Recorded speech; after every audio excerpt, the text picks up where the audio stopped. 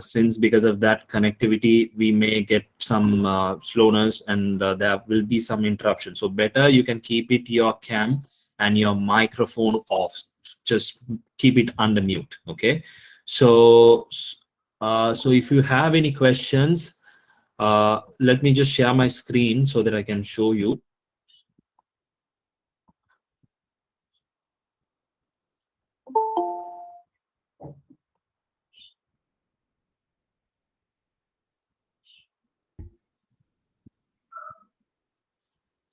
Okay, I'm just presenting it. Okay. So anyway, I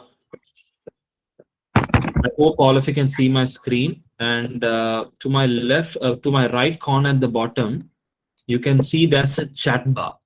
So if you have any questions throughout the meeting, throughout this session, you can feel free to put your chats right over here. You might find an icon here which calls activities and Q&A option, where you basically can put your questions here. So throughout the session, if I am able to go through that question, then I'll be answering to some of those questions. But end of the session, we'll be going through all the questions, and basically it will be like a Q&A on the last 15 minutes or so. Okay. So if you are unable to understand, or I'll be able to answer to you if you have any questions, like all three languages. If you have any questions, Tamil, Sinhala, English, you can ask me, no worries. Okay, but still I can see there are people are still joining. But anyway, I'll be going I'll be walking you through all the applications and features, whatever that we are going to cover today. So anyway, so I hope it is clear. Let me just let me just introduce myself again. My name is Arjun. I'm certified trainer for Google Cloud Platform and the change management specialist at FinTech Consultancy. All right. So let me just quickly take you through some very quick introduction about who we are and what we are going to focus on today's session. I think I'll be body presentation. So mostly it's going to be like a quick introduction about what this session is all about. So actually, let me just start with who we are. So we are the Google Premier Partner in Sri Lanka. It's not only just Sri Lanka that we have partnered with. We also have a collective of customer base, which is like 500 plus customers around the world, such as Maldives, Bangladesh, also locally in Sri Lanka as well. And we are the premier Google Cloud partner locally based in Sri Lanka. And we also provide all the cloud-based solutions to all the corporate sectors, such as government and all the private sectors as well. And also mostly we are also have partnered with all the education systems, such as local universities, the universities of Colombo, and other corporates as well. And also we have very recently partnered with the education ministry, which is also in Maldives.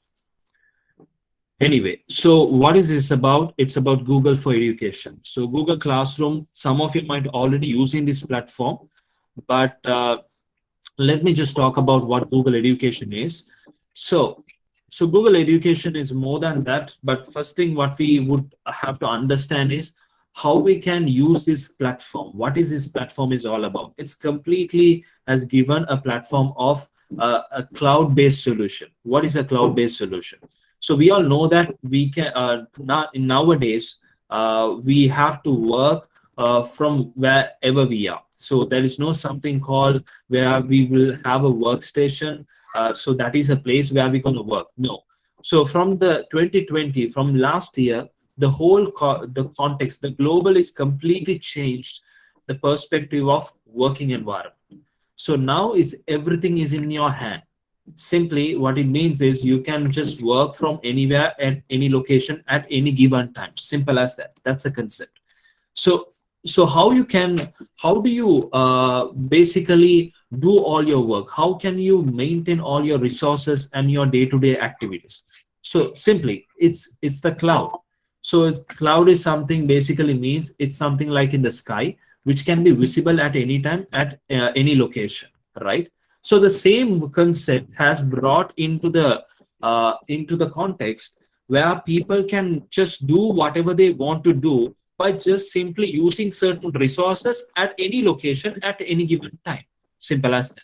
So that is what it basically means when it comes to even Google for Education, where people right now, or like, if you take a context of a school or universities, they don't have to go to a classroom. So now that from since last year, every students, every schools and institutions are conducting their classes from homes, right? One From second, Arjun. One second. Yeah. There is someone is presenting their screen.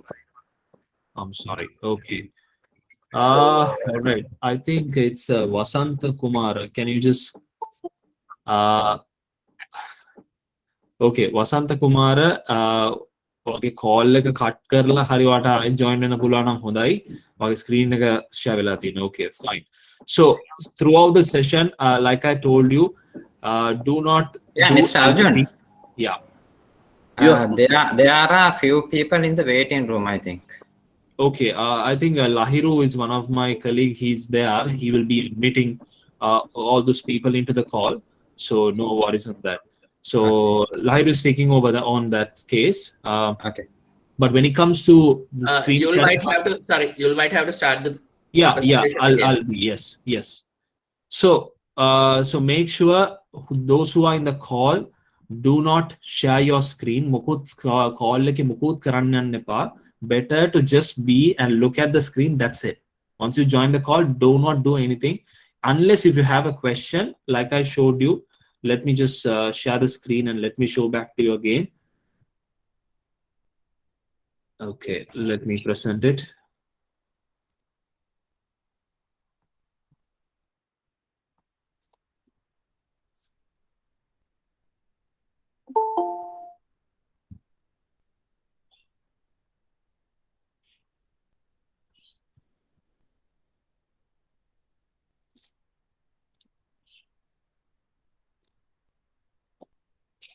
Okay, I hope all of you can see my screen again. Okay, so like I told you, if you have any questions, put those questions under this chat. That's it. You don't have to try to unmute your mic mute unmute කරලා කතා කරන්න ඕනේ දෙයක් තියෙනවා නම් විතරක් කතා කරන්න, that's okay. But call එකට ආවට පස්සේ make sure do not go to this present screen කිසිම දෙයක් කරන්න යන්න එපා. chat එක විතරක් open කරලා ඔයගලන්ට දෙයක් කියන්න තියෙනවා. If you have any questions, you can share it on the chat bar, right? Okay. So let me back to the same. So we were talking about the cloud platform. Anyway, so what is Google for Education? It's a Spark learning system. So like what we are experiencing from last year, how we basically share all our education, how we can share knowledge across the organization, like for an example, or the institutions, schools, for students. It's basically we are using a virtual communication tool, right? So it's basically where you have a con call, just you may conduct a conference call, you may do some certain education, like teach your students about certain subjects, all of that. But it is not productive as what we ought to do, or it's not to the expected level that we've been conducting all these sessions. That is not to an expected level. So how Google Classroom or how Google for Education can help us to increase that productivity, how we can gain what we want to achieve. So let me just quickly just play a video so you can just take a look at it, just in this quick introduction.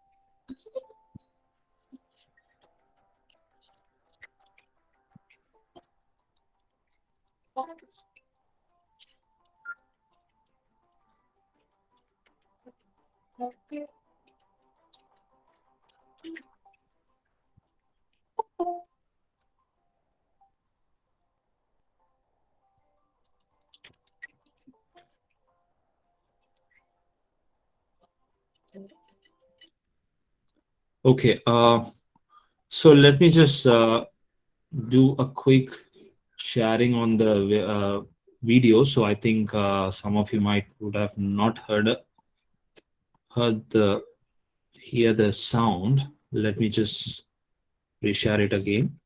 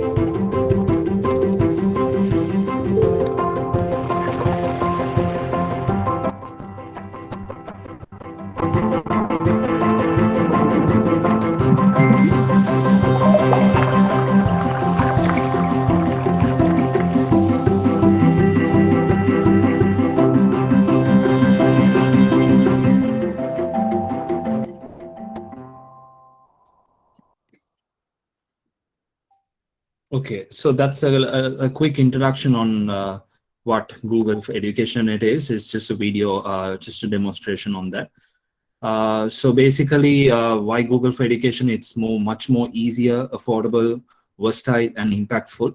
So it's basically where people, also students and all the teachers, plus in any institution platform, everyone can collaborate and contact with one another. So most of the time when we have certain task, assignment, questions, it will be much more easier for us to use this platform and get certain where we can use as a collaborative feature, and where we can also gain a lot of productivity by using this platform.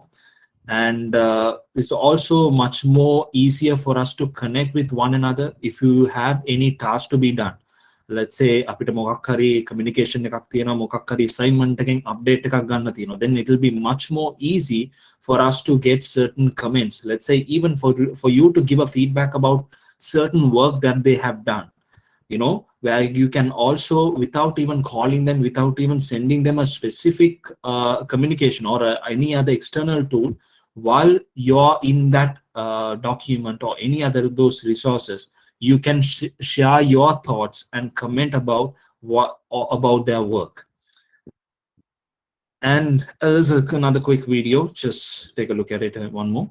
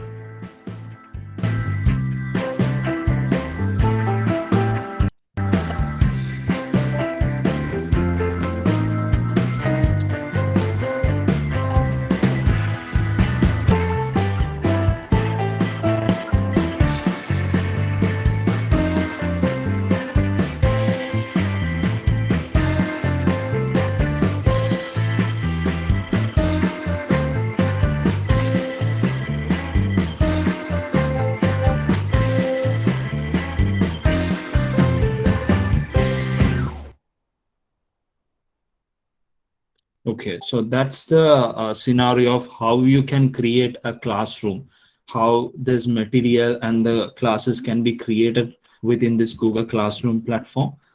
So, so what is the impact of the classroom? It's mostly where you can basically save a lot of time. Let's say if you're focusing on a certain subject to be delivered to all the students out there, you can use a particular time period where you can also share and all the materials, all the relevant course materials then and there, and you can save a lot of your times. So, and let me just quickly get started how Google Education is. So these are the application platform that we have, and with embedded with Google Education. So it's not only just the classroom that we all see or that you all have used. There are also other resources that you can use through Google for Education application. So let's just start from the hands-on training part of it now, so that I'll explain you and I'll take you through some demonstration how we can use this application platform to utilize productivity in our day-to-day work. Okay, so let me stop sharing the screen and let me just share it back, just the entire screen.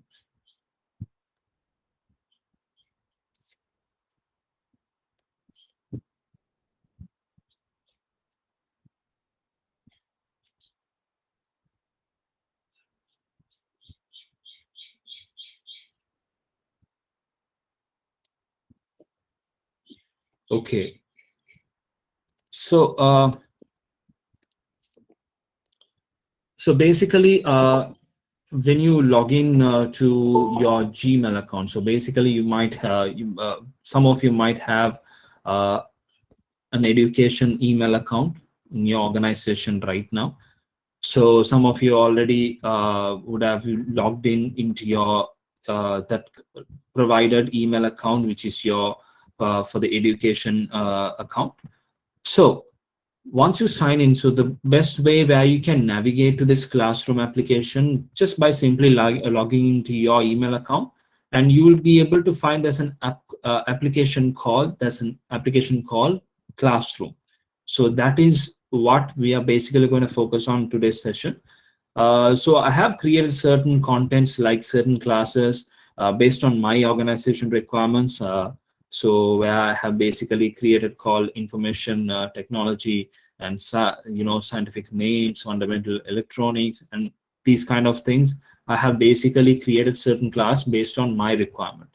Anyway, so let me just talk about in Google Classroom. That's all where you all basically know for you to have a classroom account. All what you need is it's a Gmail account. So it's a matter of having a Gmail account over here. And once you sign into your classroom.google.com, that will be the common URL to navigate to the application.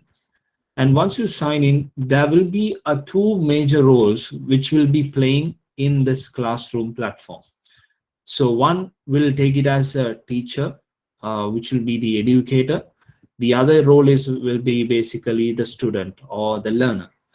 So once you sign in, you'll be able to see the first option where you get the first interface on the screen, whether you have to choose yourself, your role as a teacher or a student.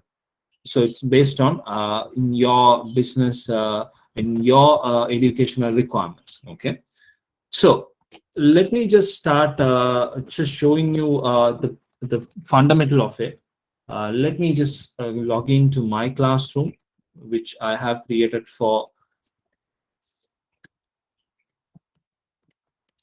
Okay, so let me log in back again.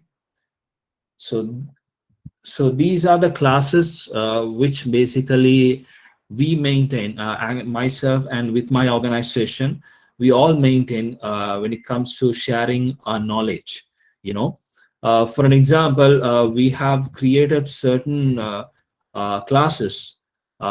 Basically, this is for the corporate end, how we can share knowledge and share certain knowledge training sessions through this classroom to all our staff. Okay, so basically we have created certain products based on called the Google Workspace training and tips, and this is the main class that we have created. So inside this class, you get some several criteria such as class works, where you basically share your questions and materials across the students with all your students. And there will be a different set of people where we'll take as a teacher and the students. And inside a class, there can be multiple teachers so that where you can have a schedule day-to-day events for a specific subject on their specific class. So you can have multiple teachers in the same inside the same class, and whatever task that they do, everything will be showing in this classwork. This is the place of activity where students and teachers will be basically a place of playing around.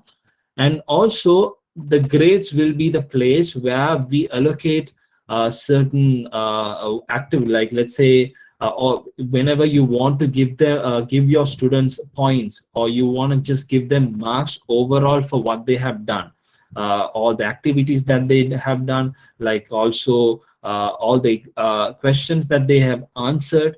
May hamma option nekakatama, you can use a grading option where you can give marks to all the activities work that they have done.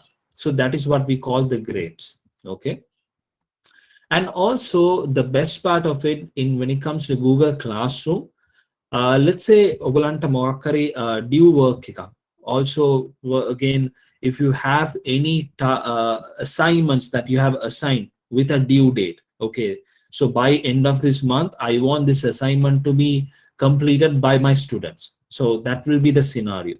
So for you to have a track record of it, what are the assignments that you have assigned throughout this class, then you need to have a structural calendar where you can go and visible all those pending works and pending assignments and all other works in a specific calendar. So here we have a dedicated calendar which is inside in your Google Classroom to see whether you have any other pending activities by your students. Or let's say I have assigned an assignment to a group of my people, group of my students, then I'll be able to even see that particular task inside this calendar. Okay, so this is a dedicated calendar which we have for the Google Classroom. All right. And also as a teacher, as the person who creates the content, will take it as a teacher. So let me say if I want to really talk about the Google Workspace, the tips and the tricks, like these are the contents that we have. Let's say if I want to just do stuff. Any questions? Okay, so if I really also wants to have a certain control customization for this classroom, since I am the owner or since I am the creator of this classroom, I can also make certain changes as a teacher where I can also change the class code. Let me also talk about this class code. Let me take you through by creating a new class and show it to you how it can be done. And this class code will be a unique class code where students have to in order to join to a class, they need to use this class code. So without the class code, they won't be able to join it. So I'll show you that in live demonstration how we can do it. And there will be a specific a meet link, a dedicated meet link for people who join for that class. They can also have a unique URL to do a video conferencing. So that is what it means. Anyway, let me just take you to a new class. I'll be going to create a new class.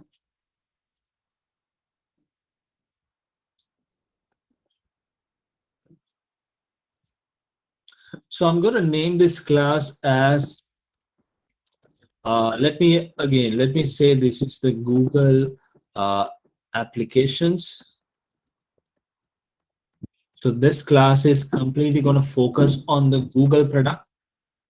So you can also, if you want, you can also create it on the back end. So mama metana karana gamang ogolanga external PC එකක් තියෙනවා නම්, then you can also use it while I'm doing it. So which means you can also follow as I share it, all these options that I'm going to show you, like one by one. So you can also create it with me, so that you will also get a better understanding about this classroom, those who have no idea about what classroom is. Okay, so anyway, let me just this is about the Google apps. The classroom names goes as Google apps, so this will be focusing on the Google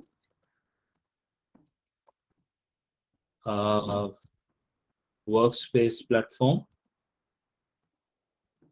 The subject is going to be the Google workspace. When you say Google apps, there are plenty of apps, but today we are going to focus on the Google workspace, which is for education. So that is the subject of this classroom, and section is going to be basically about classroom and Google Meets. Okay, so this will be the section that we're going to cover through this classroom. Okay, so you can see now I have given the class name, which is Google Apps, and that will be the class name, and the section will be classroom and the Google Meet. That is the section that we're going to cover. But what will be the subject? It will be the Google Workspace for Education, and I'm going to create it. So as soon as I create it, on the back end, which means mamme classroom ka create karna gamanda. So the creative process is happening right now. So while this classroom is getting created, if I go to my classwork, you can see all the necessary criteria at the top of this screen. So classwork ekata giyama, then you will see there's something called class drive folder.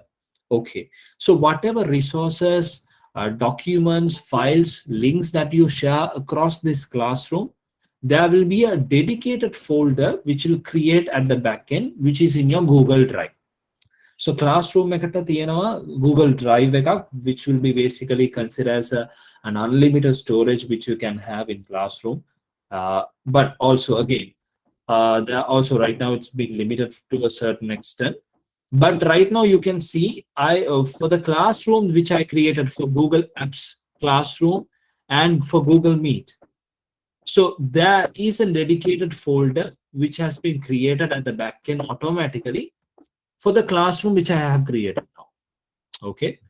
All right. So let me just go back to the call just to check whether we have any questions over here.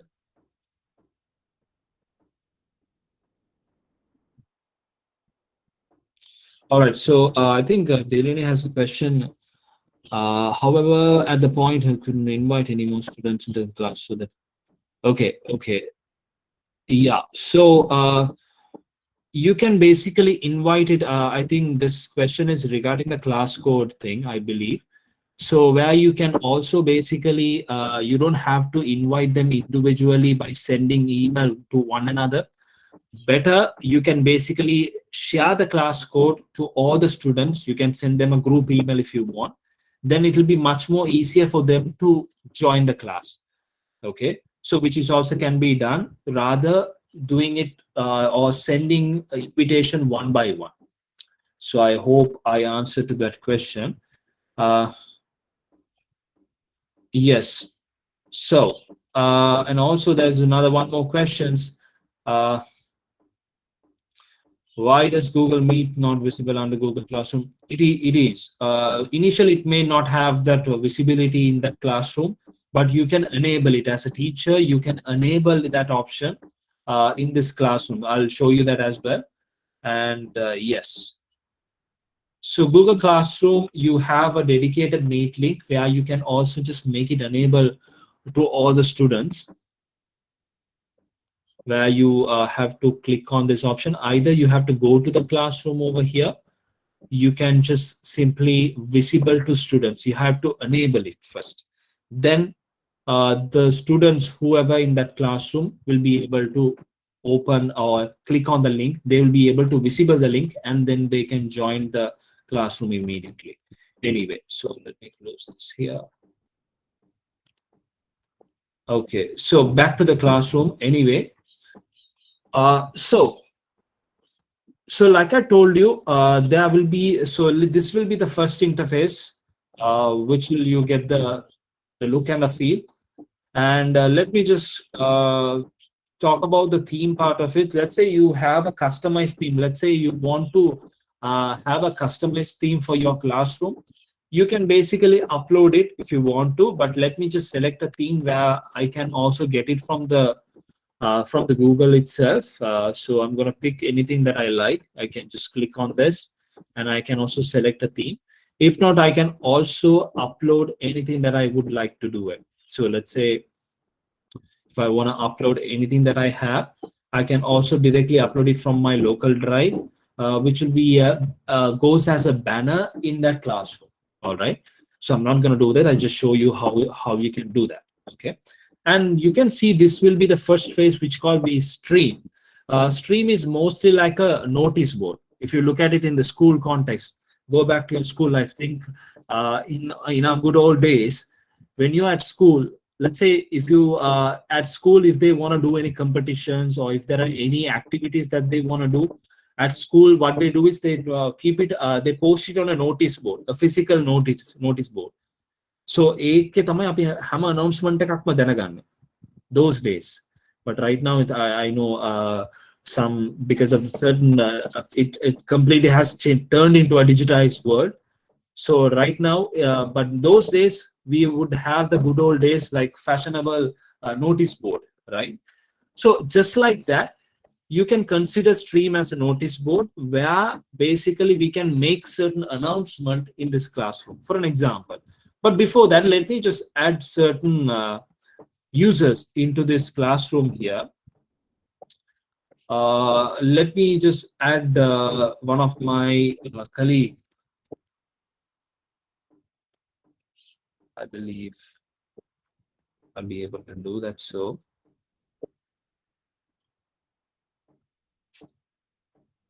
okay, so let me just add. Okay.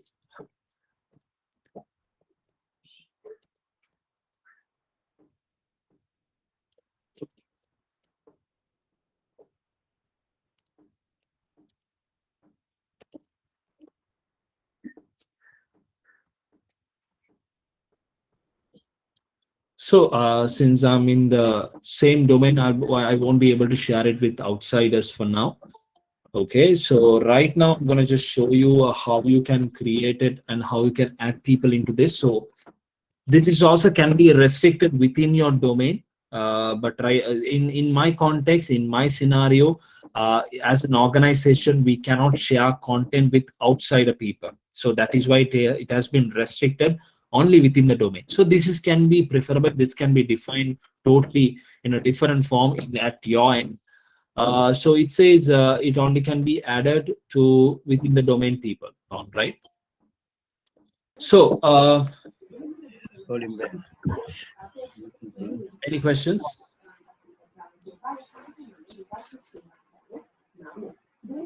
Any questions do we have?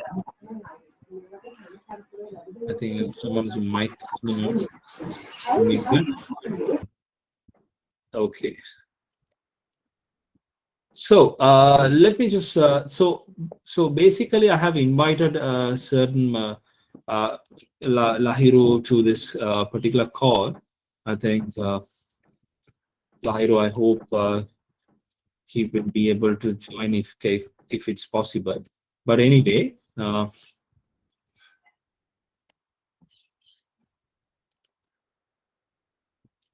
okay. So when it comes to in the classroom, so you can invite person. So once it been invited, let me also, if possible, let me just create it from here itself so that I can show you something much better.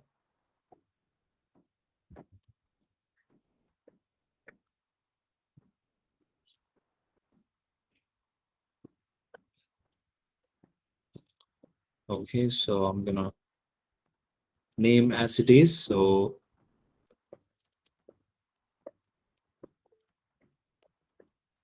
it's an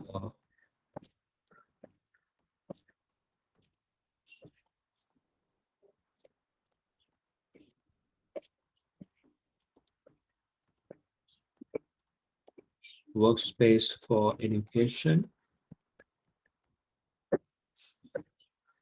All right, now I can immediately create it.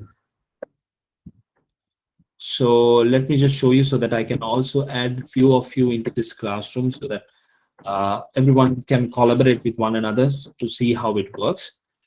Okay, so I'm going to add few people into this classroom over here.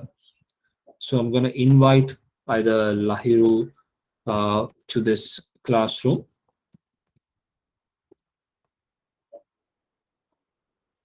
Okay, so even if I want to invite a few more people into this classroom, I can also do that. So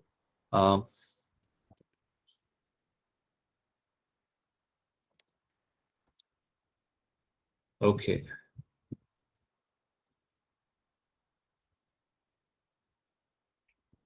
All right, so I can see right now I have invited few people into this classroom, but still I can see there are about 2 people. It's only that they have only been invited yet, but right now only Lahiru have joined to this particular classroom, which means he has accepted my invitation to this classroom. So I can see the other 2 people are looks like their name looks so blurry, and at the same time it says still they've been invited, yet they have not joined to this particular classroom except Lahiru.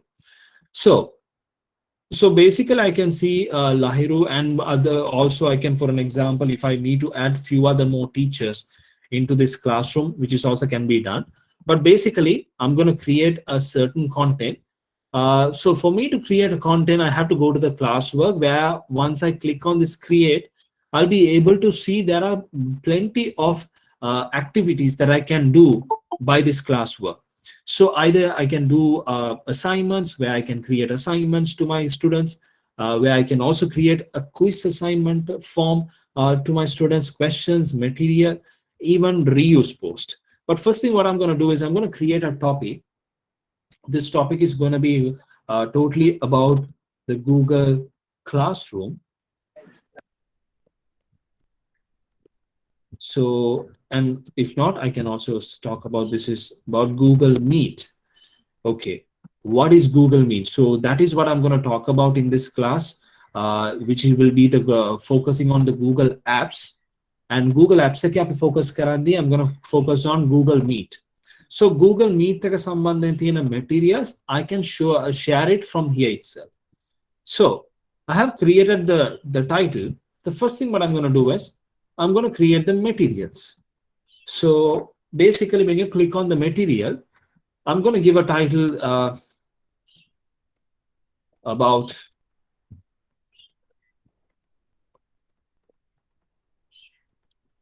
Google Meet. Hi all.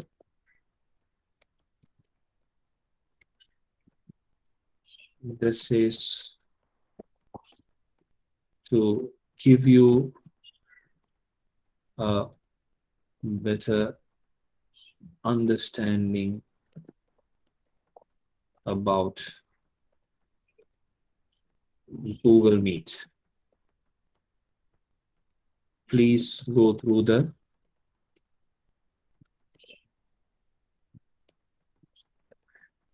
materials. Okay, so here I have given a description.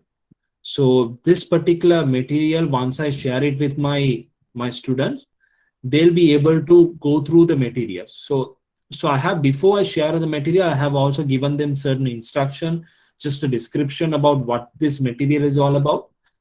And then what I can do is I can attach certain references or certain materials for them to go through the class material. Okay.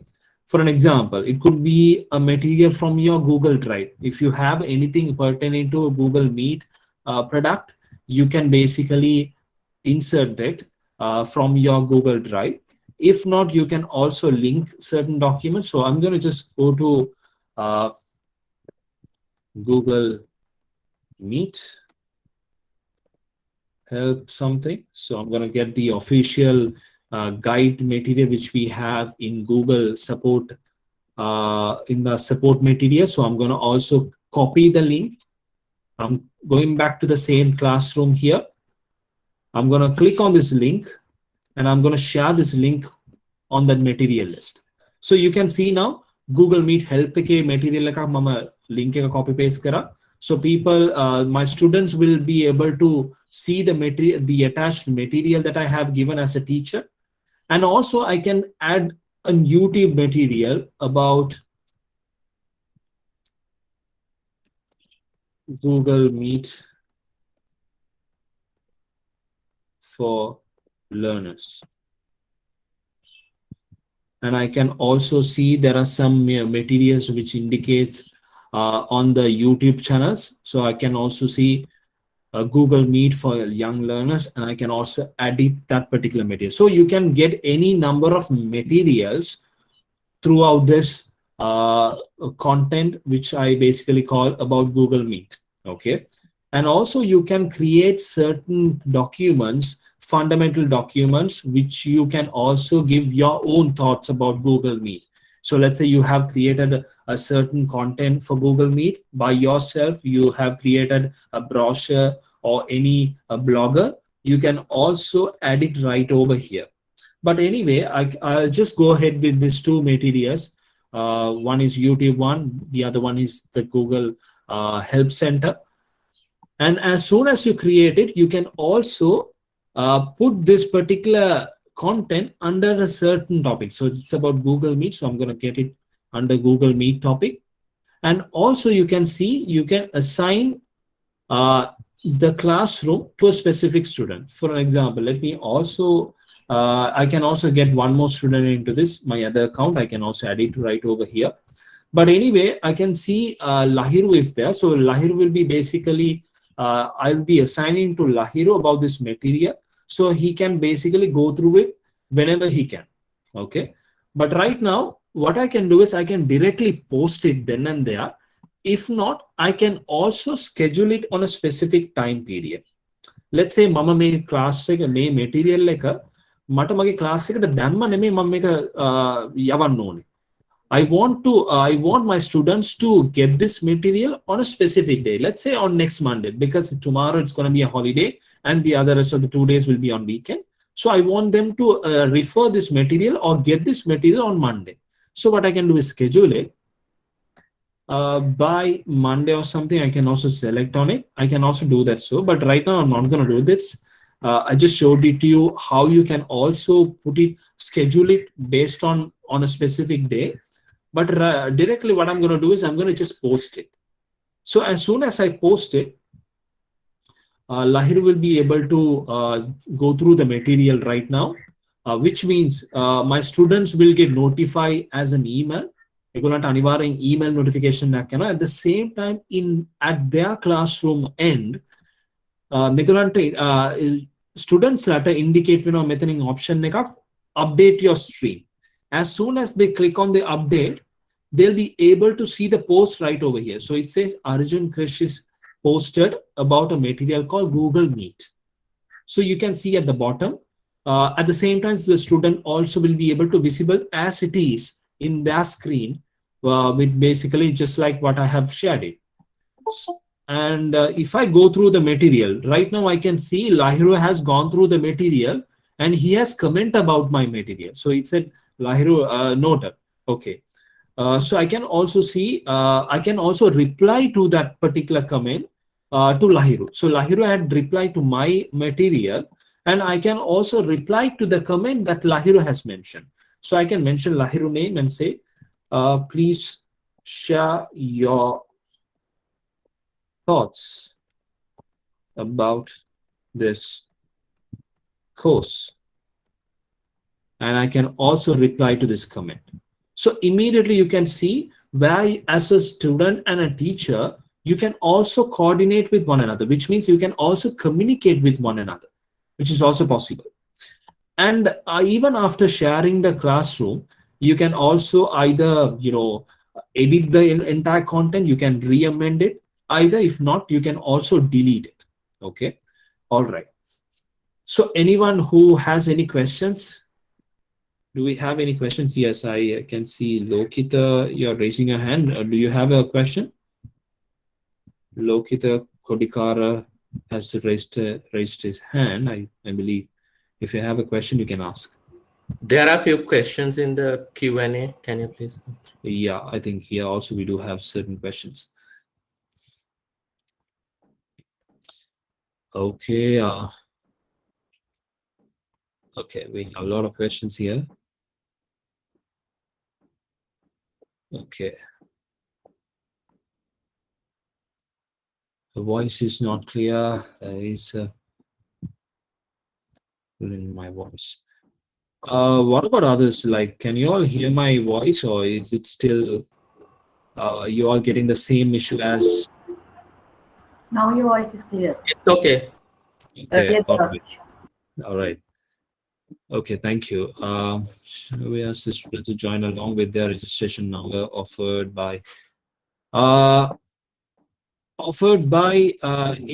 offered by if someone else, like let's say I think Sugati Subhakaran has asked a question. Shall we ask the student to join along with their registration number offered by the ATI? So I don't know what you're referring to, an offered registration number. So there won't be something called registration. Maybe there's a scenario at your context, like you might have registration for No, all of them. actually, yeah, I'm Sugandhi Baran speaking. Actually, students Yeah. are given some numbers, registration numbers are there because already I am using this Google Classroom, but through my Gmail account.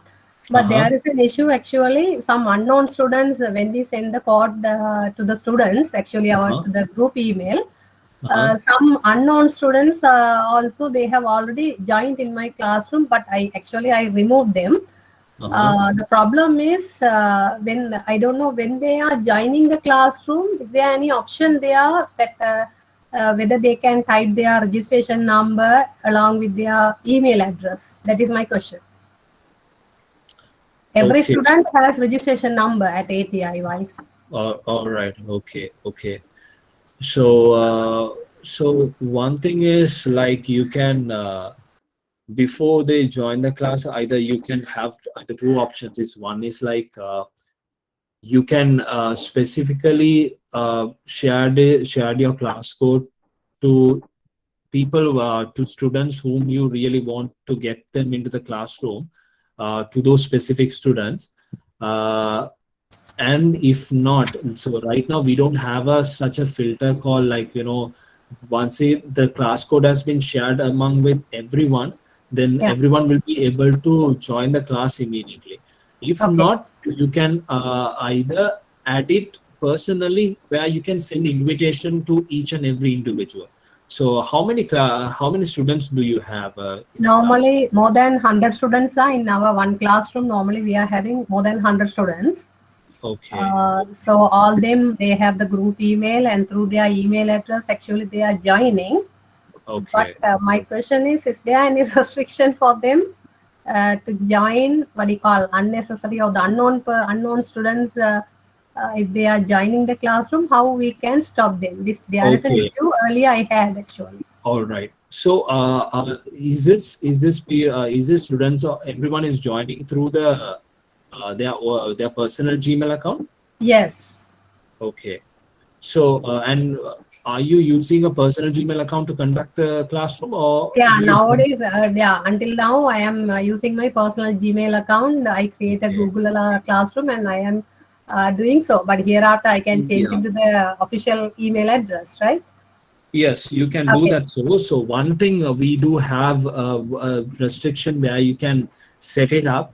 It is not available in the personal Gmail account because it's a public. It's a very open port for the public's usage.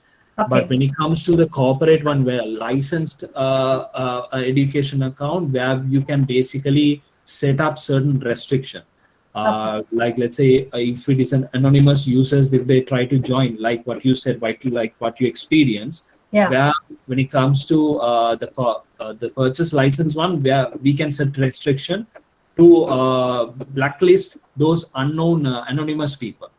Okay. We can do that. Okay. So Thank you.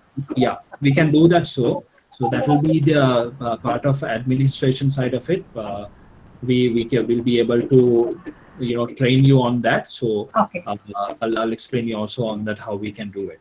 Anyway. Okay. Thank you very much. Okay. All right.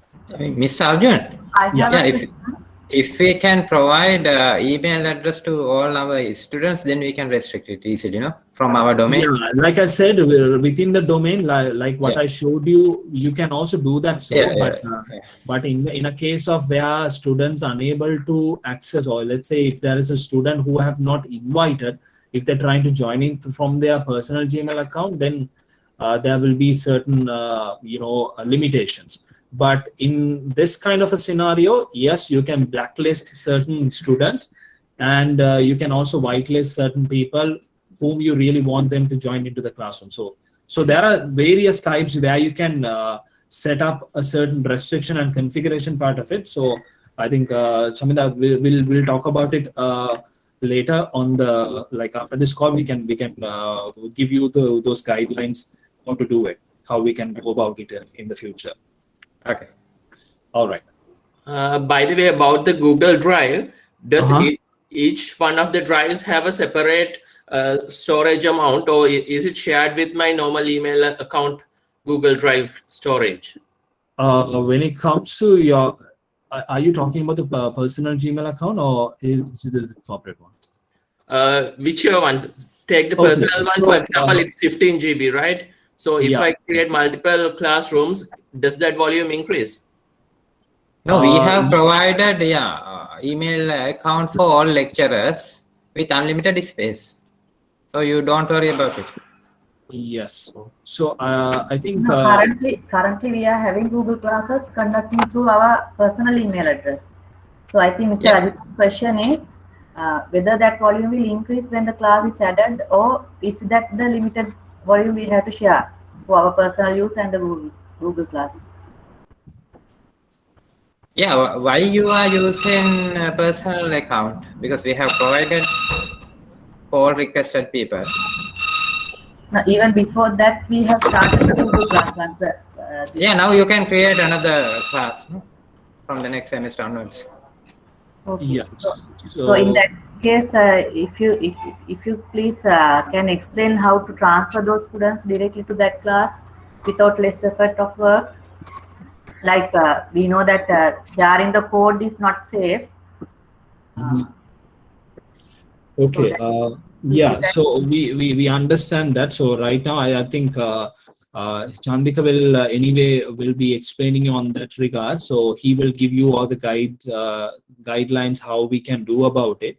But anyway, classroom, when it comes to using through your personal accounts, we will not assure your data. We will not be able to protect your data or anything. Where if anything happens, we won't be able to control of it, because it's your personal account. At the same time, there is no control of it. So everything is by yourself. That's it. But when it comes to the a paid license, where you've been provide an account from the institute, then you'll be able to basically get all the necessary the resources and all the students. So whatever that you have in your personal will be also able to migrate those stuff into your the paid license, the paid whatever that's the account that being provided by the institution. You'll be able to migrate it from your personal to that the newest account that you're gonna get. I don't know whether you all have right now. If you all have, you can start using it by now itself. If you all don't have, just you can coordinate with your internal people like Chomita, then you'll be able to coordinate with him and get it done. So that is the information that I can give you right now. But for further any information that you all wanna get a better understanding of it, you'll be able to contact I think Chaminda, Chaminda, correct me if I'm wrong. All right. Anyway, so that is the information that we can give. But right now, whatever that you all do within your personal Gmail account, so whatever the content that you try to create or keep all those records, yes, of course, you will be the storage will get utilized from out of that 15 GB storage. So that is the scenario we have right now. Yeah. So is there, I have then one more question at this point. If already we are having our LMS and all the students are registered to the LMS, so is there any possibility, presently we are having already Google classes from our personal account also, like shrinking both together? That like means I told you- Google Meet and all these apps you are explaining here, can we use their Yeah. the classroom facilities and things already there in the LMS, as I know. Meet facility also, can we? Oh, yeah. So like I told you, right now, so you may be using your personal Gmail account, so it's completely out of context. So whatever you have any LMS system, these can be integrated with your institute account, which can be done. So for that, you basically need to migrate all your data from your personal to your new licensed account. So that can be done. So yeah, that is need to be coordinated with your administration in your institute, in your organization. So that can be done. So I think Chandika will be able to answer to that questions. So anyway, LMS and with Google Classroom, Google for Education can be integrated. That can be done. So whatever that you all do with your LMS, even if it is a LMS that comes within your domain, which been provided by your organization, then we'll be able to integrate it with your license, your account, which been provided again by the institute. All right. Anyway, so that is what I can answer to an extent. So the rest will be able to give you the instruction and solutions by your organization itself. Yeah. So that's about it. Anyway, okay, you're welcome. Anyway, I'll moving on to the application again. Let me just anyway, so I was just talking about the material part of it, how you can create your contents and materials throughout this classroom. And afterwards, basically, once you create your classroom, the best part of it basically, like I told you, you'll be basically having a calendar which has been integrated to this classroom as well. And right now, this particular calendar, I also use it for my other corporate works as well, because I'm not basically dedicated for classroom only itself. But I have other corporate events, activities like other trainings and meetings and stuff. So Google Classroom is also part and parcel of my corporate account. So that is why I've been using this classroom and calendar for other works as well.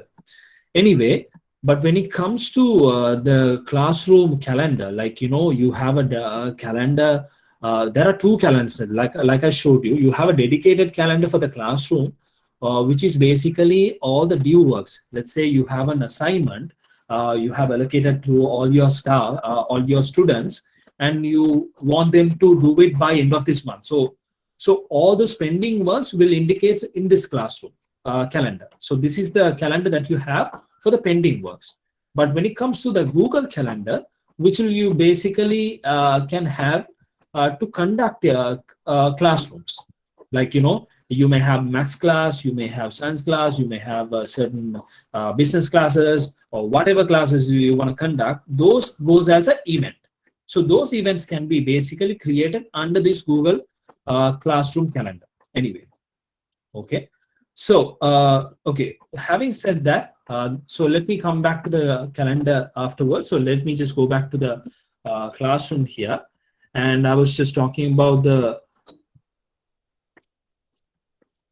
classroom calendar part of it. But before that, let me go back to the classwork.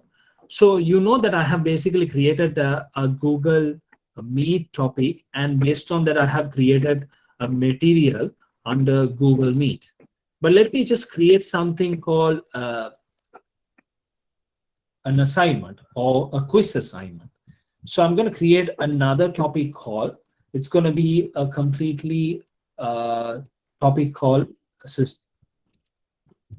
assessment. So that will be the basic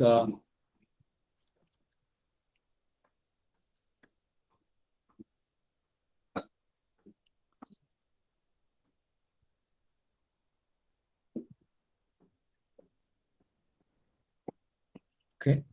So that will be the basic topic of assessment, and whatever related questions or quiz assignments, or if I want to really assign certain exams, online exam materials that I want to post, I can do it under assessment. So likewise, like I told you, you can have different categories, different topics. So based on that, you can create all your contents. You can, so that you can have a structural a classwork in your this particular classroom. Anyway, so if I want to, let's say, create a quiz assignment.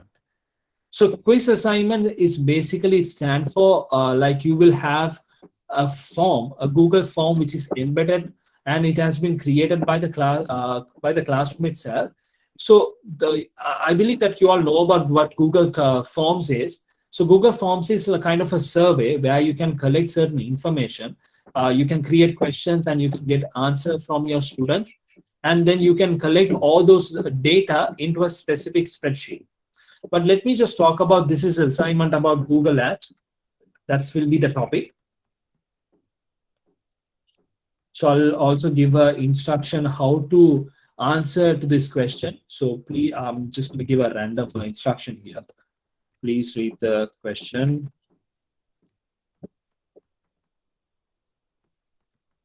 And answer it. And I can also say, do not skip any questions. All right, so these are the instructions that I have given for this particular quiz assignment. And right now I'm going to create a quiz assignment by just simply clicking into this blank quiz form. Okay. So I'm going to name this quiz assignment saying that general knowledge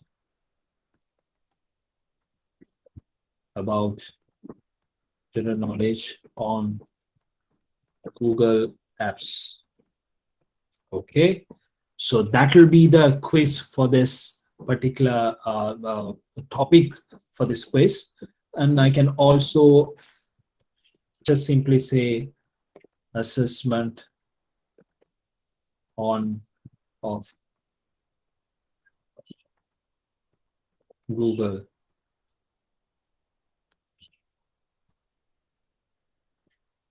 Okay, so the first question, you can basically give a certain, it could be a random question. So what is, or how many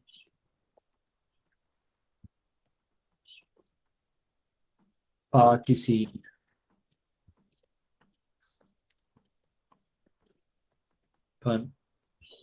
can join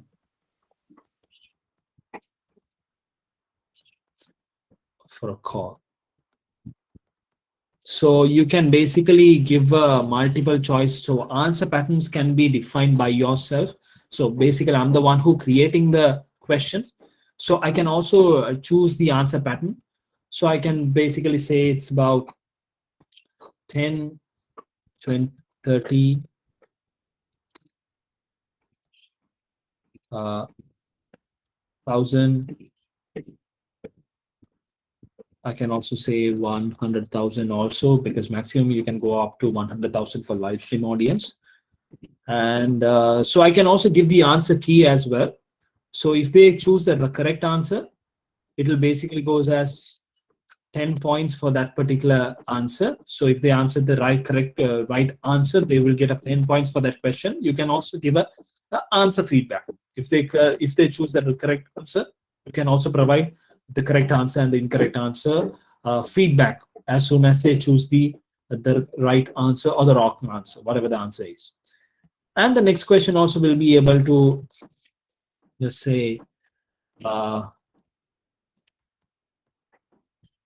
what is the product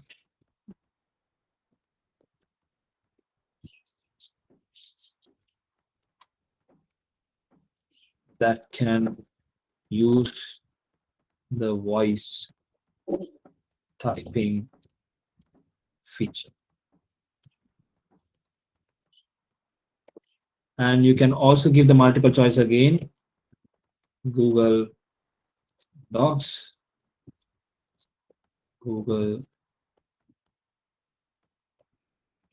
Keep, Google Slides.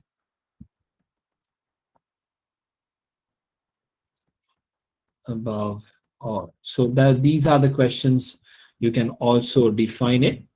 And again, multiple choices. If not, you can also choose any criteria if you want. If you want that particular question to be answered by uploading certain reference documents, which is also can be done. But right now it's just a multiple choice because I'm going to give it's going to be multiple choice question based assessment. So I can also give an answer key here right now. If they answer the correct question, it will goes as 10 points, another 10 points for that. And the last question, what is Google Keep?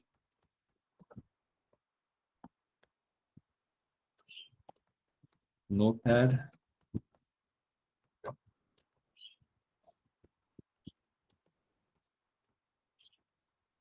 Document creation.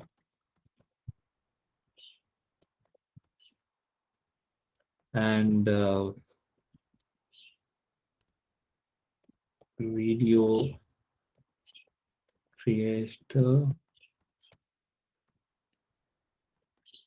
I can give another say, I don't know. So these are the answer keys. So I can give another answer to that point is basically points. I'll be giving 10 more points and then done. And once it's been completed, you can also customize, do all the customization for the background and all of that. You can choose a particular theme for it. So it's a work and school. So I'm going to basically pick anything that I would like to have. And then I just say for an example, it's going to be, so I can select on it and then done it. And then immediately it will get updated. And you can also change, you can do a lot of customization in this Google form, but I'm not going to take you through all of that unless if you have any requirement or questions on that, let me know so that I can also be able to answer on that. And when it comes to the settings, you can also restrict to make certain restriction. When it comes to, answering to these questions, you can have a certain structure so that they won't go out of context. So the student won't go out of context. So one thing is you can restrict it within the domain, like I told you, in your institution, if they have provided a certain restriction, if they have configured certain restriction, these questions only can be shared among with the domain people. Yes, which is also can be done within only people who are in the classroom. So that is also can be done. If not, you can also limit the responses within just for one responses, so that student won't get the opportunity to have multiple responses for it. So it will be limited for one response. Edit after submit, that is also can be defined in case if you need it to, if you want them to do that. So if not, you can also make it quiz questions, basically where you can mix up the question whenever the question is form is shared among with student. Each and every student, the question will get mixed up, so that whenever even if they are in a physical location, they won't be able to share their answers with one another. So question will get completely mixed up. So that will be completely get shuffled. So that's what basically means. And finally, I can also give them an option called collect emails. So without giving an email for that particular assessment, they won't be able to submit the form. So unless you need a email from each and every user, each and every students, basically you can push this particular feature. Without an email, they won't be able to submit it. So that is one thing that is also can be done and save it. So right now I can go to a preview mode so that I can see how this will look from the student aspect. So assessment on Google, on the Google. So I'm going to just name, give some random answers, and then I would just submit it. So as soon as I submit, I'll be getting a response from the teacher's aspect view, how the teacher will get a look or feel and the look when it comes to a response which you get from a student. And all these responses will give you a complete a dashboard view, kind of an overall view, how many people have answered to your questions and what is the total overall scores that they have gained and all of that. An individual summary, you can get it, you can get the view however you want. And finally, all those responses will get to a separate spreadsheet, which means all these responses can be collected and drag it into a separate spreadsheet so that you can have an overall view, how many people have responded to my question and what time do they have submitted the form, which you also can get a timestamp on that, and what are the questions that they have answered and how many scored, how much they have scored it. So these are options can be also done within Google Form. And so that is a sample that I just showed you. So as soon as I create by myself, I can also get a sample survey or sample feedback to that form. So right now I can directly assign this particular assignment, which is the quiz assignment, then and there immediately to all my students. Okay. So right now it has been assigned to my students. And also the stream will be, like I told you, each and every activity. So whatever you do basically within the classroom, the students will be able to notify, they will be able to visible it from their streamline itself. At the same time, on their Gmail, like when they go to their Gmail, they also will be notified as an email that this particular post has been posted by this particular teacher. So that is how it works. Okay, comes to announcement. Let me also just explain you about that. The announcement also can be announced to a certain individual, not to everyone, not everyone in the classroom. Let's say you want to make an announcement about an assessment to your specific students. Like let's say you have about 100 students in your classroom, but you want to make this announcement only for 10 people, so that you can also choose that people, make that announcement. And this announcement also can be shared to other classes as well. You don't have to use this particular announcement only for this class. No, you're not restricted. You also can use the same announcement, like I told you before, for other classes as well. And let me tell you something also, something very interesting. The same assessment, even if you want to, you can also, for an example, so I'm going to edit this again. Let me just put it under one topic, which is the assessment topic, and I'm going to save it here again. And you can see basically the classwork. When I go to my assessment, I'll be able to see all the different criteria, all the contents has been aligned based on the criteria, based on the topic. But now if I want to, let's say, even if I want to create or reuse the same post assessment to a different class, which is also can be done. So ekam assignment එක මට තව class එකකට use කරන්න පුළුවන්. That is also can be done. அதாவது ஒரே கான்டென்ட்டை இன்னொரு class ரூமுக்கு உங்களுக்கு யூஸ் பண்ண முடியும். அந்த ஆப்ஷன்ஸும் உங்களுக்கு இங்க இருக்குது. Okay, alright. Anyway, so that is how the classroom works when it comes to sharing your content with one another. And also, let's say if a person immediately, let's say if they join to this particular assessment, so I have assigned to my class students where it says assigned for 2 people. You can see now when it comes to my student list, there are only 2 students who has accepted my call, which means accepted my classroom invitation. They have joined the class.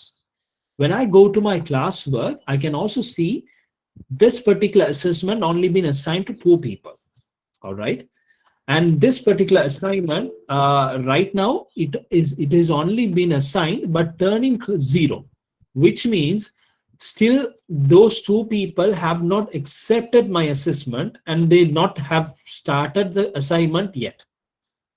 Unless they click on start the assignment, a option එක පෙන්නන්නේ assign කරපු එක විතරයි. Turn in එකට යන්නේ once they accept the assignment and when they started filling it up. Okay. Okay, let me just try to get, if possible, Chandika into this. I don't know whether this is Chandika's email here. Okay, can I get some email IDs over here? Okay, I think there are about so many people here. Anyway, if possible, can few of you send your email ID, the email that you have logged in right now? Can you send your email ID on the chat if possible? Not everyone, just 5 people. That could be okay. Thank you so much.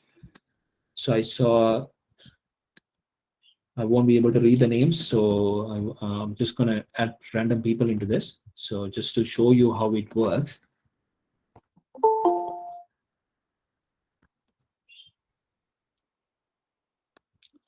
So I'm going to just randomly add people into this classroom over here. I believe it is. I can do that. So I'm sorry. I'm little restricted. So thank you so much for the email. So you don't have to send it to me anymore. I'm little restricted in this classroom where I cannot share it with outsiders. So you can see right now where I cannot share it with outsider people, where it has been restricted. So earlier it was who had a question from a person, can I just restrict it from anonymous people? Yes, this is how you can also restrict it when it comes to having an email from the corporate. So these can be completely restricted, where I cannot share it with anonymous people, even if I want to share it, even if I'm a teacher. Okay, so these are complete restriction that I have right now. But anyway, what I wanted to show you is once you turn in, turn in option එක පෙන්නන්න කියන එක. Let me just try to add it from my other account.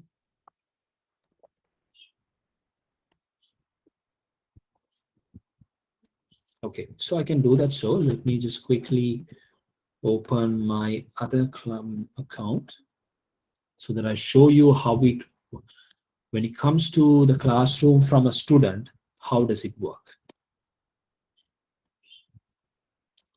Okay, I'm gonna just open my email here. So I'm going to show you from the student perspective of, on the student viewpoint, how does it look from the student view. So I'm using multiple accounts. So right now, this is my classroom, what I created as a teacher. So right now, what you see on the screen, I'll be going to join as a student from my other account. So I'm going to open the invitation. This is how the invitation will gives you the overview of it. So I'm going to join the class. So immediately it show me here arjun@fcpl.lk.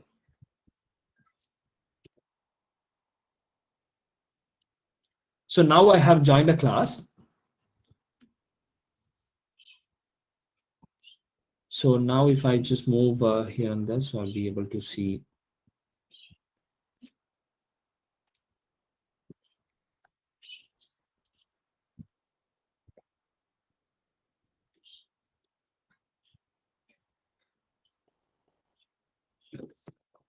Okay. All right. So so what I just did was I just immediately I just joined the class over here.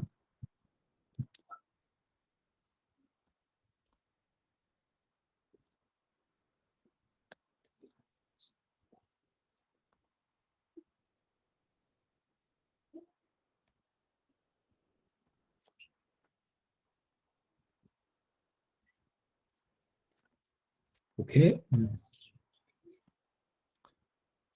So if I try to go back to the classwork again, and if I want to use the same material, I'm going to assign this particular material. I'm going to re-edit it.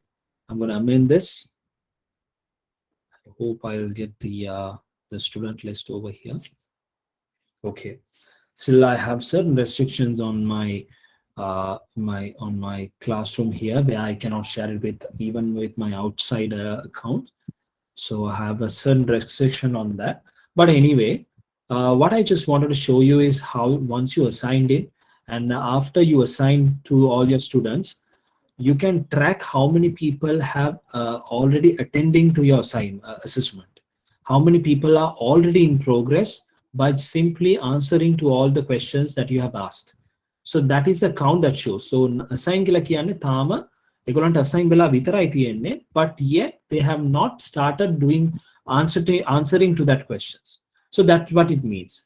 And you can also view the assignment. So here it will show. So right now I can see how many people have assigned, how many people have turned in. So right now there are no people have turned in. So I can also, once they turned in, I can also basically give them overall marks, which is also can be done throughout this session. Okay. And all these grades, whatever question that they answer, once this assignment has been completed, the marks can be imported into a separate spreadsheet. So right now, none of those people have completed this particular assignment. So I cannot basically import it right now here. But what it basically means is where once all the students completed their assignments, all the grades and the grades can be imported into a separate spreadsheet. So that's what it basically means. And if you go back, you can also you can individually give them an overall grade. And once you give the overall grade, let's say for an example, I want to give Ishika to give a 100 points into. Okay, I'm just updating it. And so what I just can do is I can also basically return this value so that she will get an update of this is the marks that I have given. So this is also can be done. So I can also give 100 out of 100. So 100 points is the overall points for this particular assignment, and 100 out of 80 Ishika has completed it. So I can also send a comment about the assignment. So if I want to personally send a concern or a comment to Ishika, I can also say, well done, keep it up. Or just a comment. Personally, I want to send it to Ishika. So it is regarding the marks that she have scored. Okay. So she has scored 100 out of 80, which is a pass mark. So I have said, well done, keep it up. So she'll get a personal a chat, a personal email, even in her email account. She would have got it by now, which means basically I have sent a personal chat to her regarding the score that she has done, the score that she have, the marks that she has scored. Okay. So likewise, all these options can be done.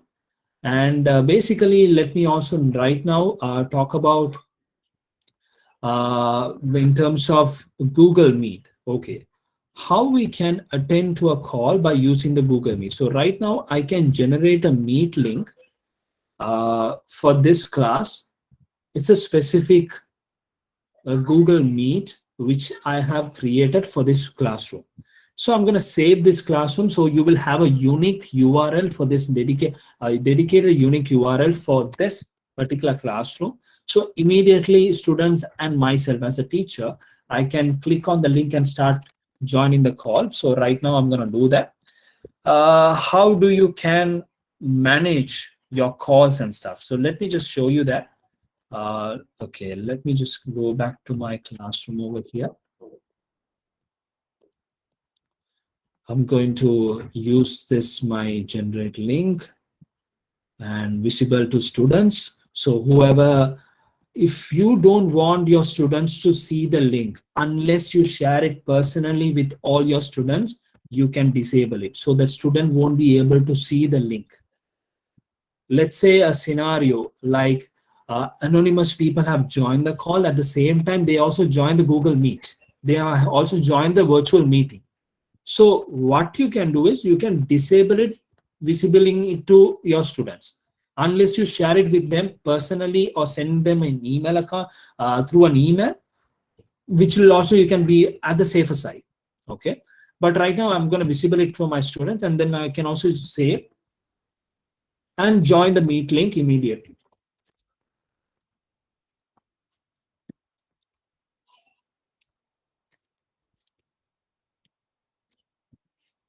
Okay, so what I'm going to do is I'm going to join the Google Meet right now.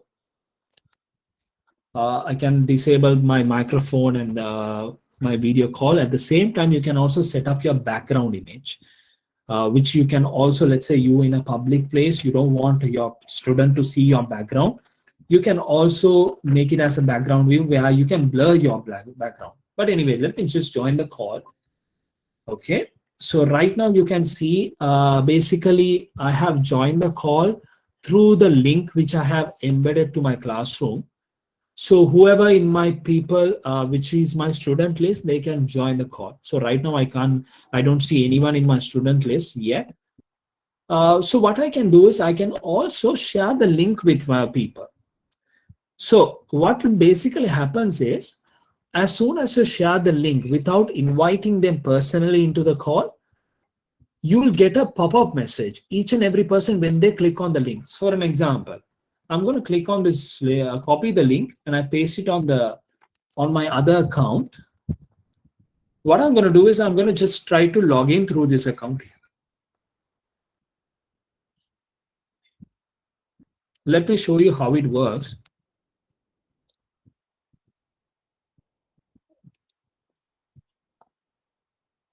So I'm going to disable my cam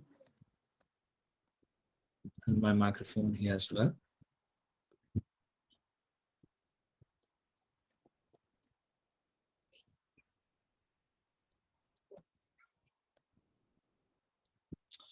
And here it would say ask to join. So when I click on ask to join, the user or the creator will get a pop-up message on their screen. It will indicate the user. At the same time, you can either accept the user to join the call or deny it. If it is anonymous, whom you really don't know, it looks like a spam person. It looks like very anonymous. You don't want to get the risk. You can basically deny the entry, or you can admit it. So this is basically people who has not invited personally into their calendar or as an invitation. They will be basically indicating at the organizer view. Okay, so I can admit it. So immediately I'll be able to see now the user has joined the call. All right. But anyway, I'm just gonna just show you how it works when it comes to the conferencing that you all do. And also in the settings, let me just show you something over here. As a host, as the person who hosting the event, just like me, I'm the one who created this event, I can have a host control. So what here basically does is, when it comes to Google Meet, the host will have the control of host must join first. So without the host, students won't be able to join the call before the host. So these options will be completely turned off. So the host will have to join first in order to student to join. So only people invited will be whereby the host can join without asking. So likewise, if you have invited a certain individual, you will not get prompt message whether the person have to join or not.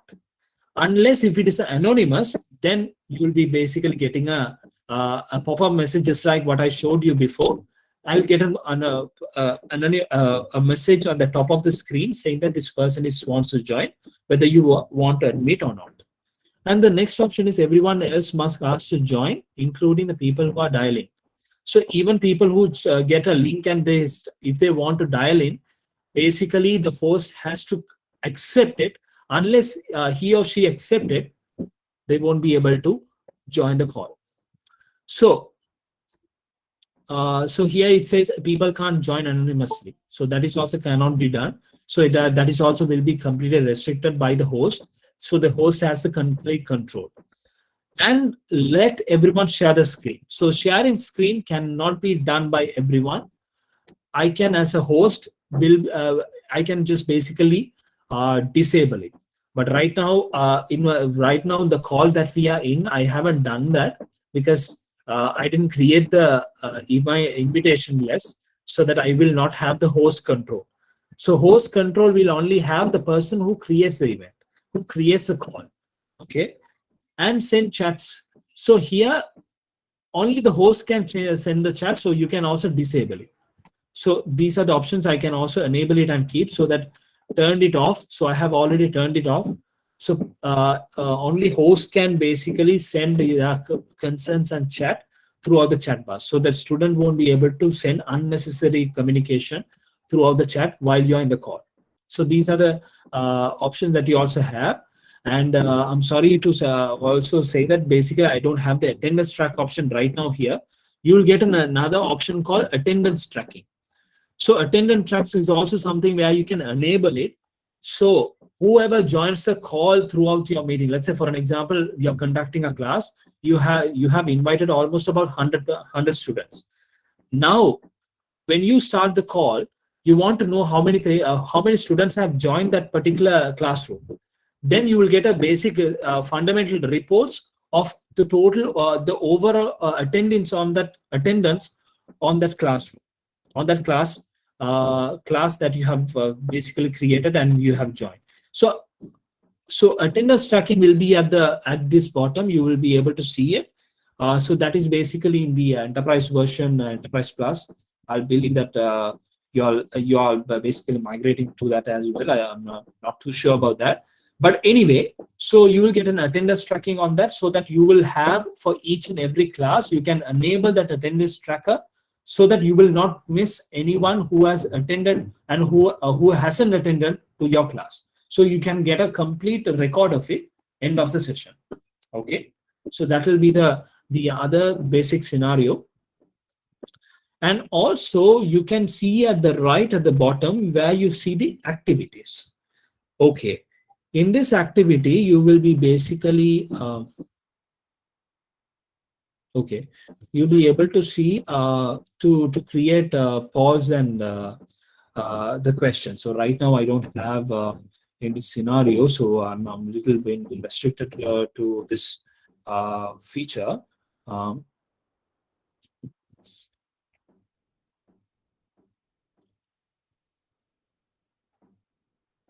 Okay, so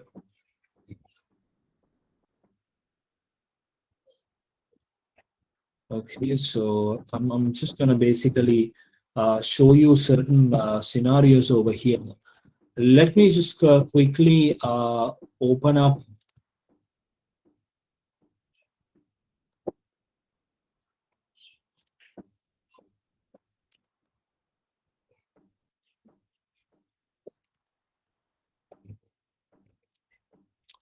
So I'm just going to create a Meet link over here, meet.new, which will be the newest Meet that I'm going to just create it here, a new link.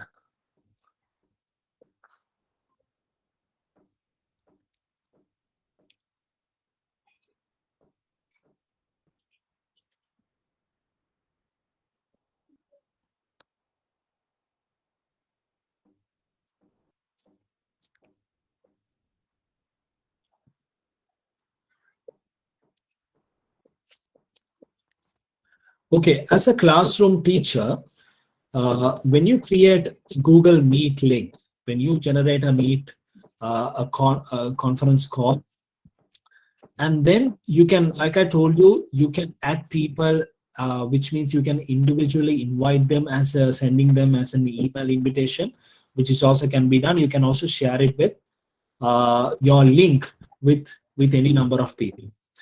And when it comes to creating questions, so here you see the activities. So here you get different sort of activities over here, right? So what I basically want is, I'm going to share this link with my other account here as well, just to show you how it's going to work.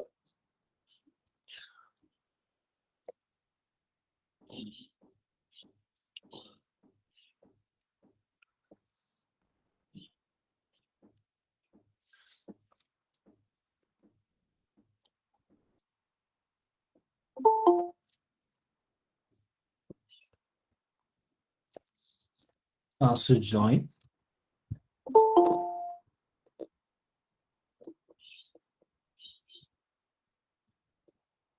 Okay. I'm gonna admit this again. All right. So in this scenario, what I really want to show you is, as a creator, basically, when you want to conduct a class through Google Meet. So what are the beneficial that you get from Google Meet is basically you get these kind of activities. For an example, when you want to talk about certain topics with certain group of people, let's say you have about 100 people in this classroom, but what you want to do is you want to quickly get those 100 people into different groups and talk about certain topics. It's like a debate where you want to just talk about. So you want to give a break into different groups, all those 100 people, and then you want to provide them certain topics so that they can discuss about the topic, and then they can come up with certain content, a certain information. So what I can do is, I can go to this option called breakout rooms, and I can create a breakout room. So I can give a topic for this breakout room 1. This is about Google.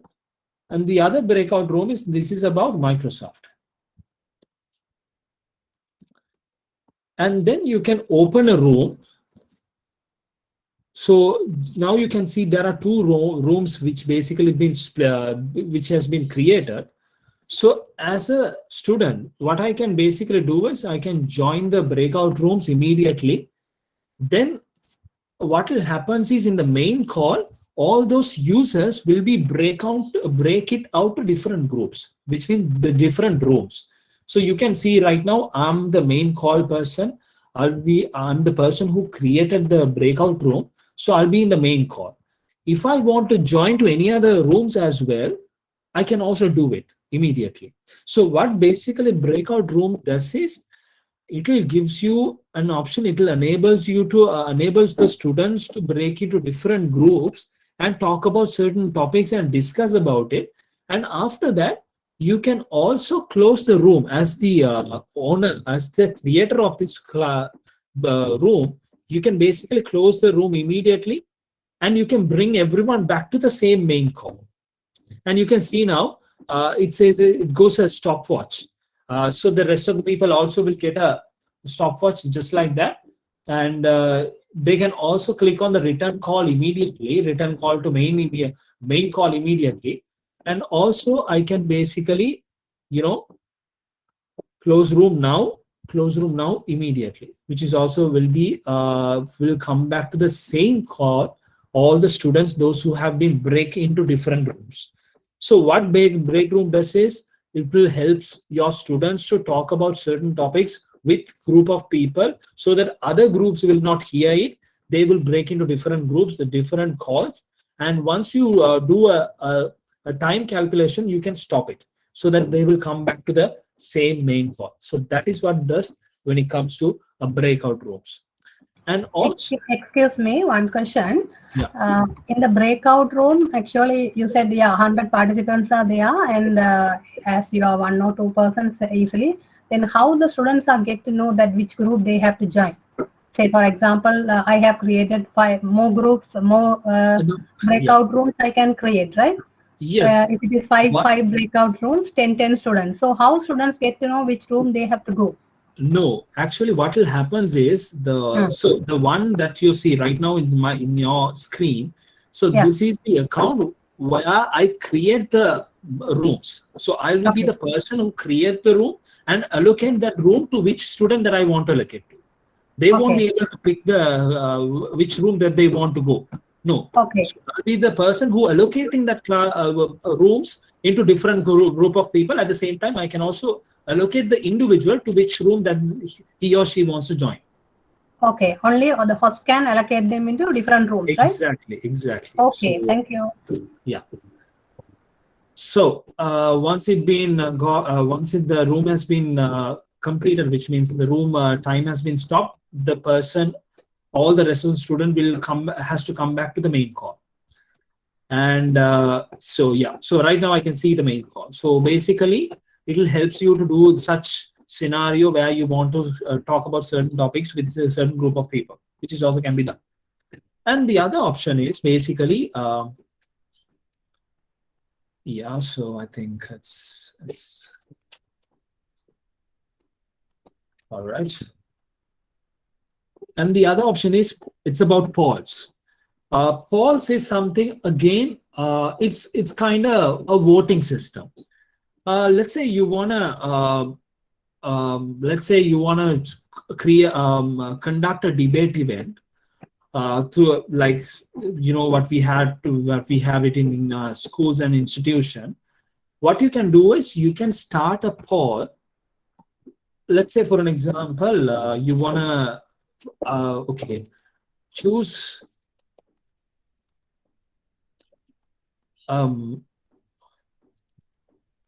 topic you would like to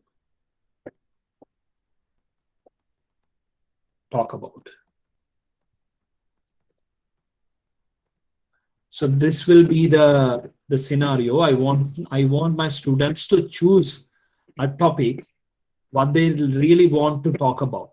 Okay, so I would give two options. One is about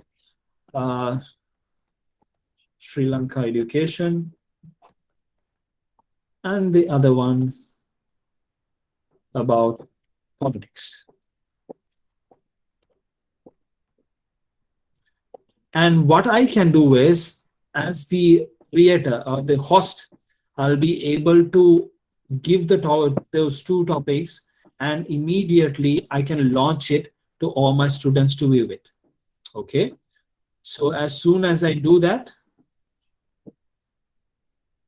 my students will be able to see the polls right over here. It will indicate on their activity list, and it will indicate on the polls. And when they go to the polls, they will be able to see the polls, what the host has created. Okay, the host has created which topic you would like to talk about. So I would say Sri Lanka education, then I'll select on it and I vote for it. Immediately when I vote it, the host will get the count of how many votes he's getting to do those two topics. So whatever vote count, you'll be able to track it. You'll be able even to show the result to everyone, so that everyone will be able to see the result. If you don't want them to see the result, then you can also disable it.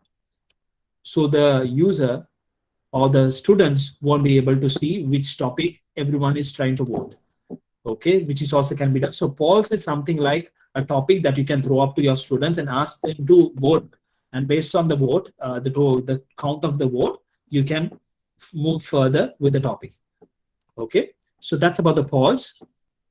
And Q&A, which is also can be done, like I told you, which you all already have started doing it. So basically you can ask questions. So when I want basically to ask the question, let's say I want to ask about a question.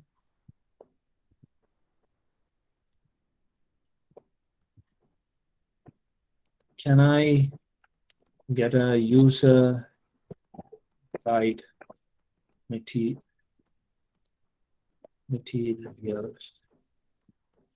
When I ask the question, immediately it indicates me to the top of this on the screen.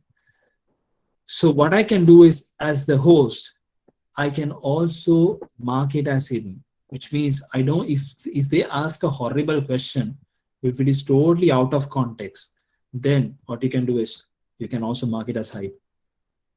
So the question will get hide, which means basically the question it goes as a neglected question. And you can also mark it as answered. You can also mark it as answered. So the user will get an option where it says it's been answered.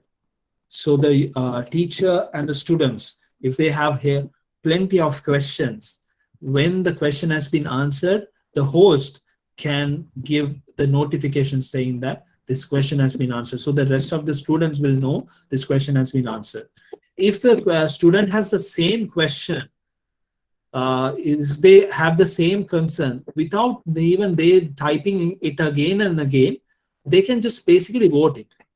So the host knows, okay, this question has been hidden, so I can't do that, but let me just make it visible. So when I vote it, immediately I'll be able to see there are about more people, they have the similar question, they have the similar concern. So they don't have to type it again and again. So likewise, you can have basically voting system, which is also can be done. So it also can be filtered by the older question and the reverse question. All these options can be also done within the Q&A option. And recording facilities also will be there. So where the users can be basically record. I mean, not everyone, the person who hosts the event, the host can start the recording feature then and there immediately. So the recording will be saved in the Google Drive. The person who hosts the event will be able to get the recorded session. And the next option is whiteboard. I think I have someone who joined the call, I think.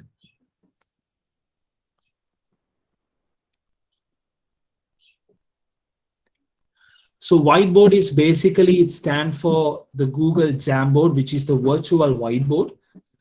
So the Jamboard is also available in the personal Gmail account. So what I just showed you, these are polls, Q&A, breakout rooms.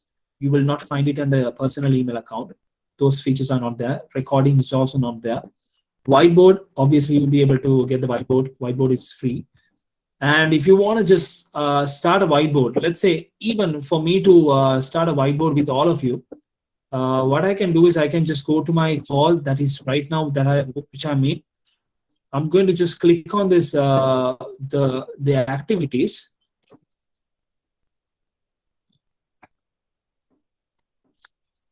Let me just click on the activities again. Whiteboard.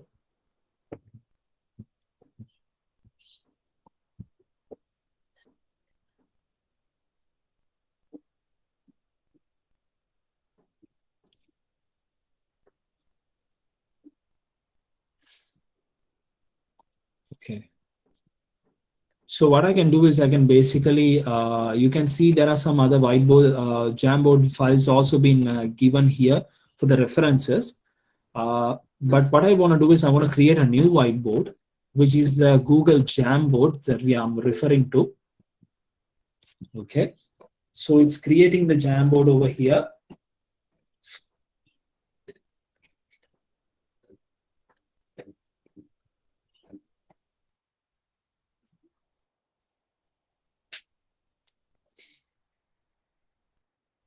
So it only will be shared with people to people whom I have invited them personally as an invitation. But to everyone, those who are in this call, you have not invited as an email invitation, which means as a calendar invitation. So this particular Jamboard only will be shared among with people who have been invited through the calendar invitation. Okay. So right now I can see the Jamboard it's getting created. It's opening up. So what is basically Jamboard does is a virtual whiteboard option where you can share your thoughts and you can collaborate with all your students, where they also can share their ideas and thoughts. And basically, this is a place where you do all the activities, like sharing your ideas, your blueprint, or if you have any sketches, which is also can be done here. So it's still getting loaded.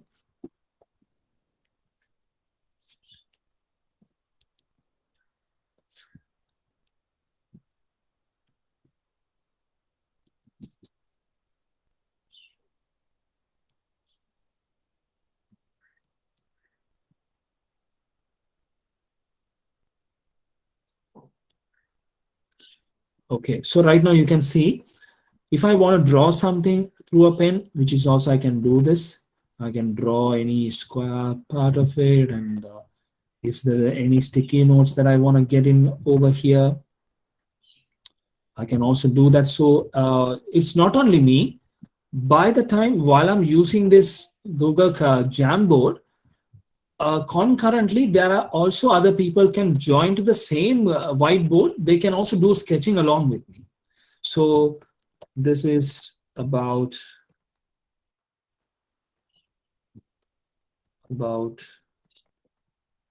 classroom or something, and I can save it. I can also add certain images into this. Okay, so I can also drag and drop it. I can also change the size of the sticky notes, drag and drop wherever I want. I can also draw and do upload images, anything. I can basically also do anything that I want. So I can draw circles. So this is a place where students and teachers can collaborate with one another, where they can share their own ideas in this virtual whiteboard option. So all these options is available right now, even in your actually in your email account that been provided by your institute.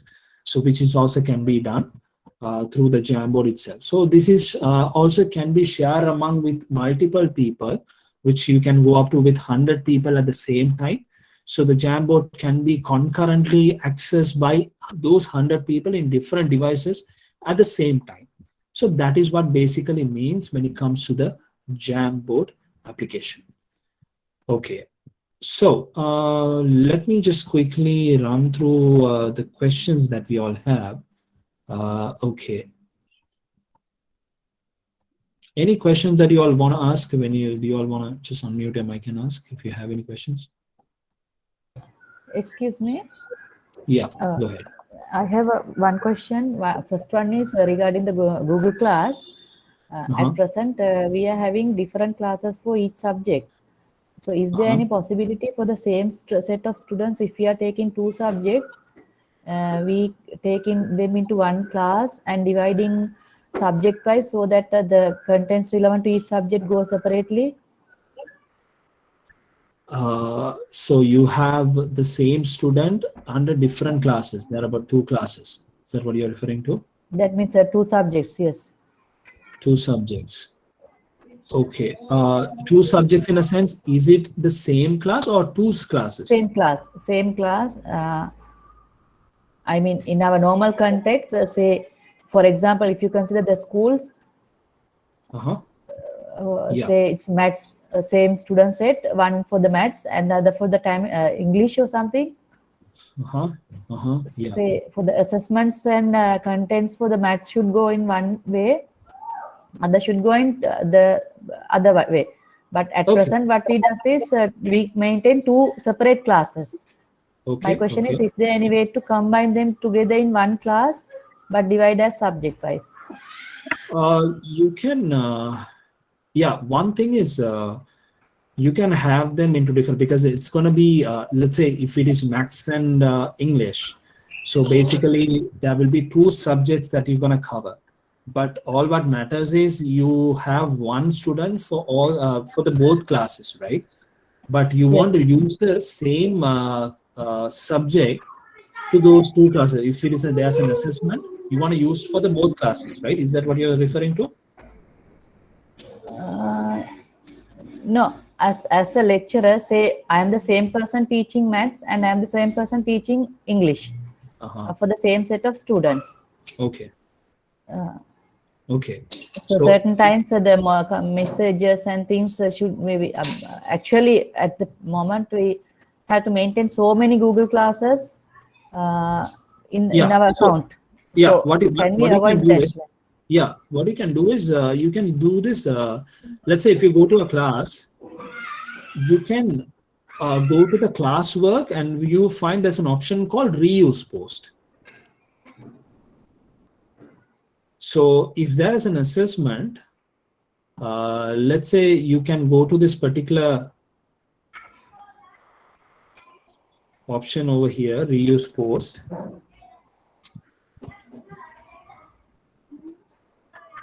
Okay. So you can go to this particular class, or whichever class that you're trying to get the same content to a different class. You can use this option called the reuse post option. Then you can select on that post whatever the content that you have created, and to which class that you want to use the same content, you can select on the content and then say reuse it. No, actually, my question is. No, Mr. Arjun. Yes. Yeah, the scenario is like this. For example, if we take one course, right, say accountancy, there are 5 subjects conducted by 5 different lecturers. Okay. Right, but the student batch is same. Okay. Right? Okay. There are 5 classes conducted by 5 different lecturers. Now they want to reuse same batch of students for all 5 classes. All right. So what you can, it's basically for that scenario, the only option is like, having the same student for 5 classes. So that is your concern, right? They have to open 5 classes at the same time. Can I add something? Yes. Chantika sir, to answer her question. So what I usually do now, I'm a lecturer of English, so I'm doing reading, listening, and ECS, 3 subjects. So I put the same class, and I manage everything with the topic. Right? Can I share my screen? Is it possible? No, my question is not that, dear. I'm a lecturer from electronics engineering. Right. So I have to handle my subjects. In addition, as the HOD, I have to handle some of the subjects conducted by the visiting lecturers. Because the contents of the students, normally during this period, it was restricted. So visiting lecturers classes also sometimes we have to control as the HOD. So in my case, I have to manage nearly around 10-12 classes. So until the records finalized for the students, when the next semester started, another set of classes added to that. Because we haven't actually at the present condition, we have conducted 1 semester lectures and we are going to start another semester lecture before finalizing the assessment marks and things. So all the records I had to maintain separately for each subject. Right. So my question is, for the same set of students, I have to do sometimes for 4 or 5 subjects. So, but if you put the assessment in the same class, in the Google Drive and all, it will not be separated. Right.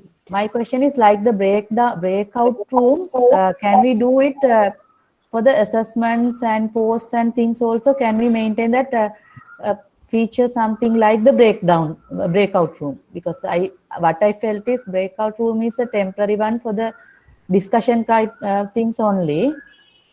Yes. So, and this is actually not because the breakout. This is breakout for the same student, but for the subject wise breakout. Is there any feature like that, or still we have to conduct separate classes? Okay. For that scenario, one thing what we can do is, okay, so I also think Miss Dilini told the right answer for the question. I'm also doing that. we can have separate we can maintain subjects separately within one single class. I think Miss Dilini's answer is correct for the questions we are having right now. So you can have one class and you can have different topics. So Yes, based on topic-wise, we can maintain all the subjects within one single classroom. We can give Yeah. Sir, but sir, I just want to add for this. I think she wanted to know whether we can subcategory the whatever the topics into two subjects. If you take example two subject, one lecturer going to manage, are there any features we have to subcategorize as two different subjects? Yeah, that you can do with the topics under No, one not the topic. topics. Now we wanted to know. I think that is the question asked by herself. Whether we can. That's the thing she wanted to ask from Mr.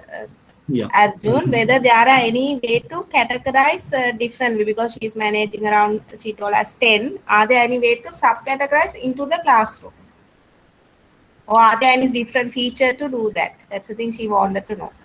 Okay. Exactly. So, thank you, Kalani. So yeah, so in that scenario, like what so the rest of the people, like they said, so since it's gonna be different, you want everything to be accessed by in one place.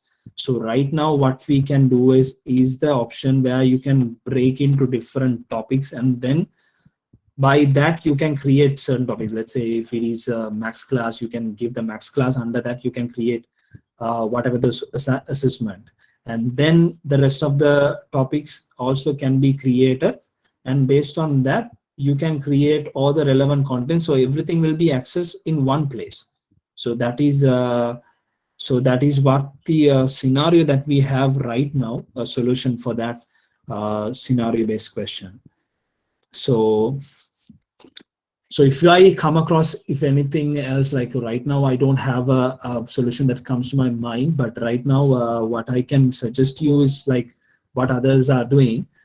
So that will be one easy option that you have. But if I come across any other solution, I'll share it with you for sure. So we'll be in touch with you. So with all of you. So if I come across any other solution, I'll for sure I'll get back to you on that.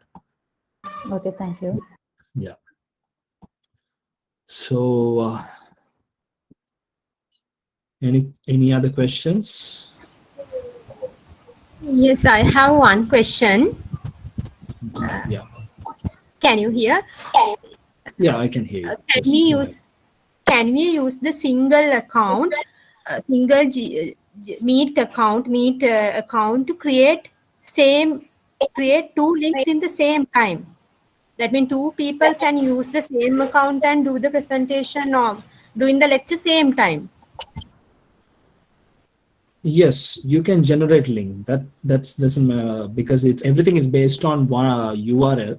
So you can go and create different links. It's not a issue there, but when it comes to from the administration side of it, it can be also restricted based on the security and the privacy side of it. But apparently the request that you have, that can be done. You can create multiple. Then the attendance also can be recorded separately. Attendance. For the two different links. For that, basically, you can only generate. Okay, on that matter, we have only right now, it's one attendance track that can be done. So you may have multiple links, but initially you will be starting the attendance track. Yes, you can have multiple links. Yes, you can. I mean, you can have multiple attendance tracking for that. That can be done. Okay. Okay.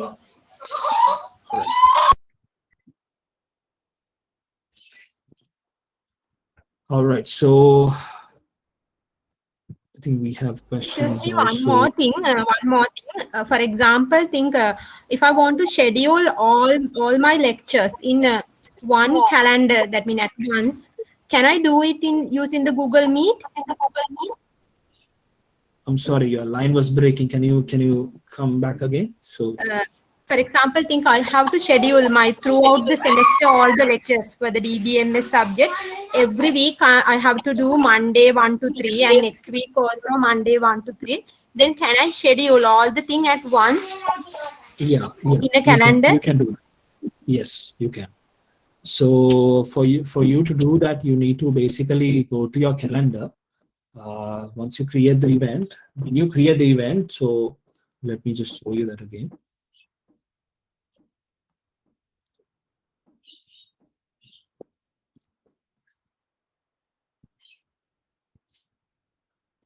So when you go to the more option over here,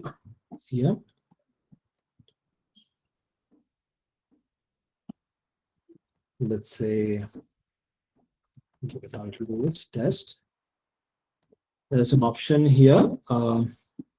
You can go to weekly on Thursday. So these are the suggested option. What you can do is you can do Monday to Friday. If it is every weekday, you can also do that. So at the same time, you can also customize it. So repeat every week, every single week. You can also make it end if you want to end it too. So whenever you want to end it, you can give an end date for that, and you can select on whether it's on the all the 5 of the weekdays, or you want only for a specific day. Let's say Monday, Thursday, and Friday, and you can done it. So immediately it will give you the notification saying that this is the customizable day that you have picked. So based on that, every week it will creates it'll order once you create it, every week it will be already been created. So you can go and check in your calendar, and also the other whoever in the guest list will be also able to track on it. Yes. Did I answer that question? Okay, thank you. Yeah. Excuse me. Yes. I have 2 more questions. One is when we are using the Jamboard, sometimes the other attendees also can do edit on that. Yes. Like write something. Is there option to block them? Shall I ask the next question also? Yeah, okay, go ahead. The next question is, that was I think in the chat also, another lecturer also have put that when we are assigning quizzes, her question is actually when the answer option is short type, we have to type each and every option possible, because for example, say one word, it's yes, then capital yes, simple yes, capital Y, simple yes, likewise.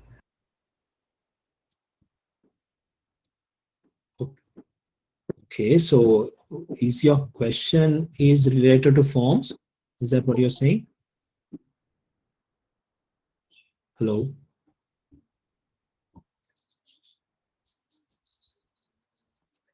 I think I didn't understand the question again. Can you repeat the question again if you don't mind? Okay. The question is basically the answers are case sensitive or not.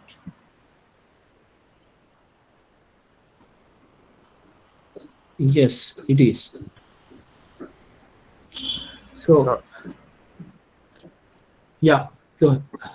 Yeah, does it mean the question was if the answer is for an example to do the different type of S, it means all capital YES, or all small YES, and just mixing of the capitals and smalls. Is it allowed to have it as an answer? Yes. You basically you can create it. That doesn't matter. Hopefully, let me just.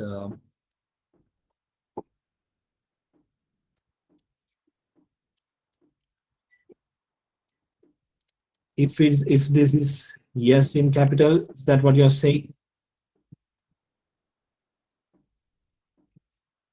Yeah.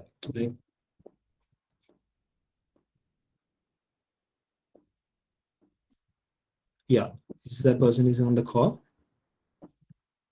If you change the answers type, like not to the multiple choice, the short answer or Yes. this category. Yes. Yes. So say we have to accept all capital, simple, or mixture of yes, but if we didn't give those options, it will consider it as a wrong answer.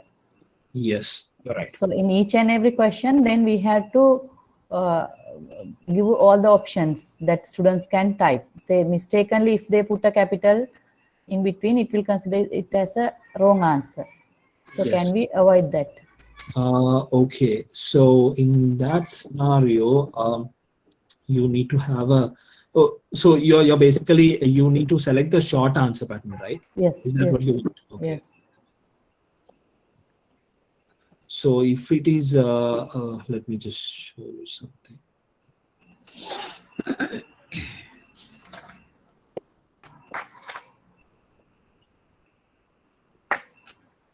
I haven't tried it, so let me just see.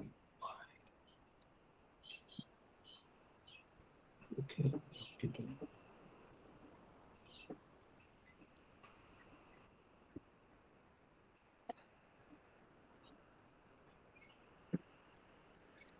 Let's cross validation, number, text. Okay.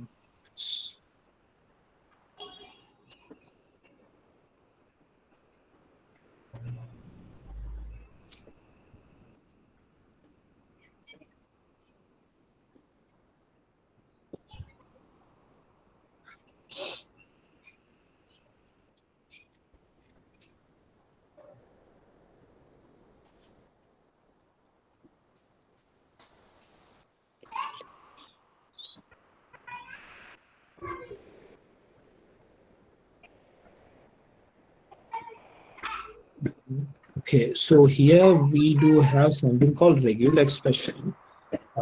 That's a kind of a formula which you need to generate for that. So for an example, you can validate the answer pattern based on these criteria. So we have numbers, text, and length, and regular expression.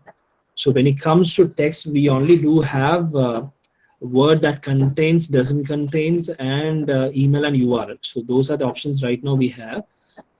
We do have something called regular expression. So that is something where we can basically match the content. So whatever that comes between, let's say, if it is only simple, it will only picks up the simple content. So if it is apart from simple sentence, or let's say if it is just a capital, if they try to enter it, it's you have to give a validation for it. So regular expression, it has a formula for it. I really don't know how the formula works. I have to just do a case study on that formula, then only I can apply it. So you can do this formula pattern here. I can share it with you later on, how you can apply that formula. So can you see there's an option here next to the three dot which says response validation. So you can add a validation to it, so that let's say you have the same scenario, like I want only students to give their answers only in simple. If it is a capital, reject it. That's what you're referring to, right? So regular expression. We don't need to omit. That means we have to allow the student to answer in either capital, simple, or mixed case, because from the student side they use their phones. All the students does not have laptops at this moment, so we can't restrict the capital, or simple likewise. Okay. So it doesn't matter. You can still do it. You can still go ahead and do it. So which means that will be default will be on. So yes, it is whether it's a capital or simple, still they can fill up the questions for answer to that question. Unless if you have any restriction, you want to validate the response. If there is a particular pattern, then you can use this option called response validation. So if we are not validating, is it possible still we can give an answer key for that? Yes, you can basically give the answer key, write something like, let's say,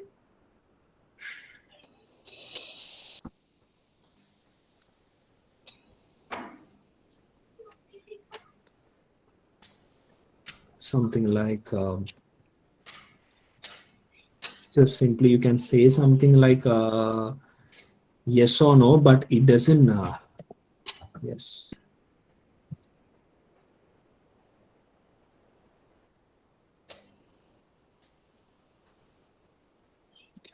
Capital.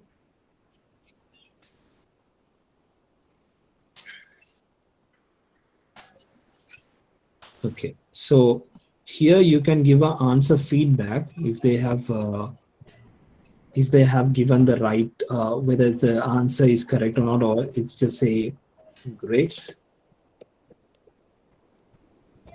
or something, so that when they immediately answer answer the key, like answer to that question, so the answer key only can be defined by a word, just a certain words. So let's say for an example, if I try to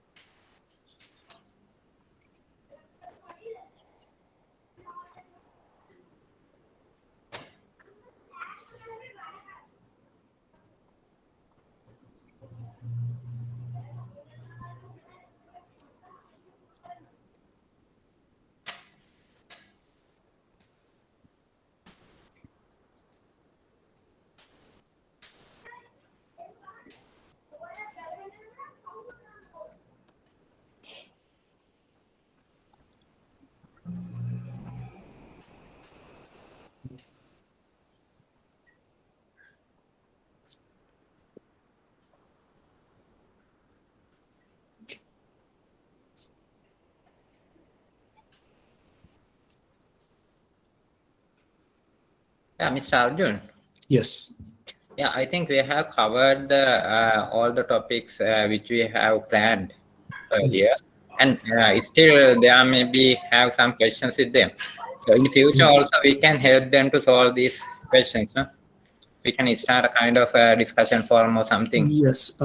Yeah. So I think we have a lot of questions on the chat. So we may don't have a time to go through all of that. So we will have this question.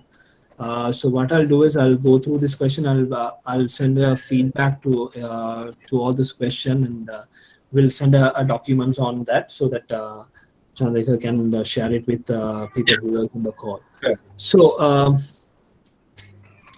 yeah, so that's about. I think we have taken another half an hour for that. But anyway, to this particular question, I'll also send you the feedback. So how you can do that, I will send you the guide material for that. And once it like I go through all the questions and all of that, like I'll be able to share all the feedback with Chandrika. So you'll be able to get the feedback from there. So yeah, so I think over to you, Chandrika. So if you can wind it up. Yeah. Still, if you have questions, you can send it to me or after the session. I mean, at the same time, we will share the recordings with you, and you can refer it again, and you can try to solve yourself. Right? If something missing, because some of the lecturers inform me they have to obtain vaccination. They are vaccinated today, and especially in the lecturers in Kandy area. So we can share the recording with you. And at the same time, if still you have questions, you send it to me. Right? Mr. Arjun, thank you very much for your time and contribution. And actually, I have to leave now because I have another meeting at 1 p.m. So. All right. Thank you so much. Thank you for having me here. But yeah, so thank you so much for everyone for your valuable time. So all the questions, and we'll be able to conduct another session for basically about Q&A session. So just for the question and answer, so that we will have more time to elaborate in detail. So thank you so much anyway. So we will be in touch with you. So get all your questions to those to Chandrika. So we'll be able to give you all the necessary answer for that. Thank you so much. Thank you.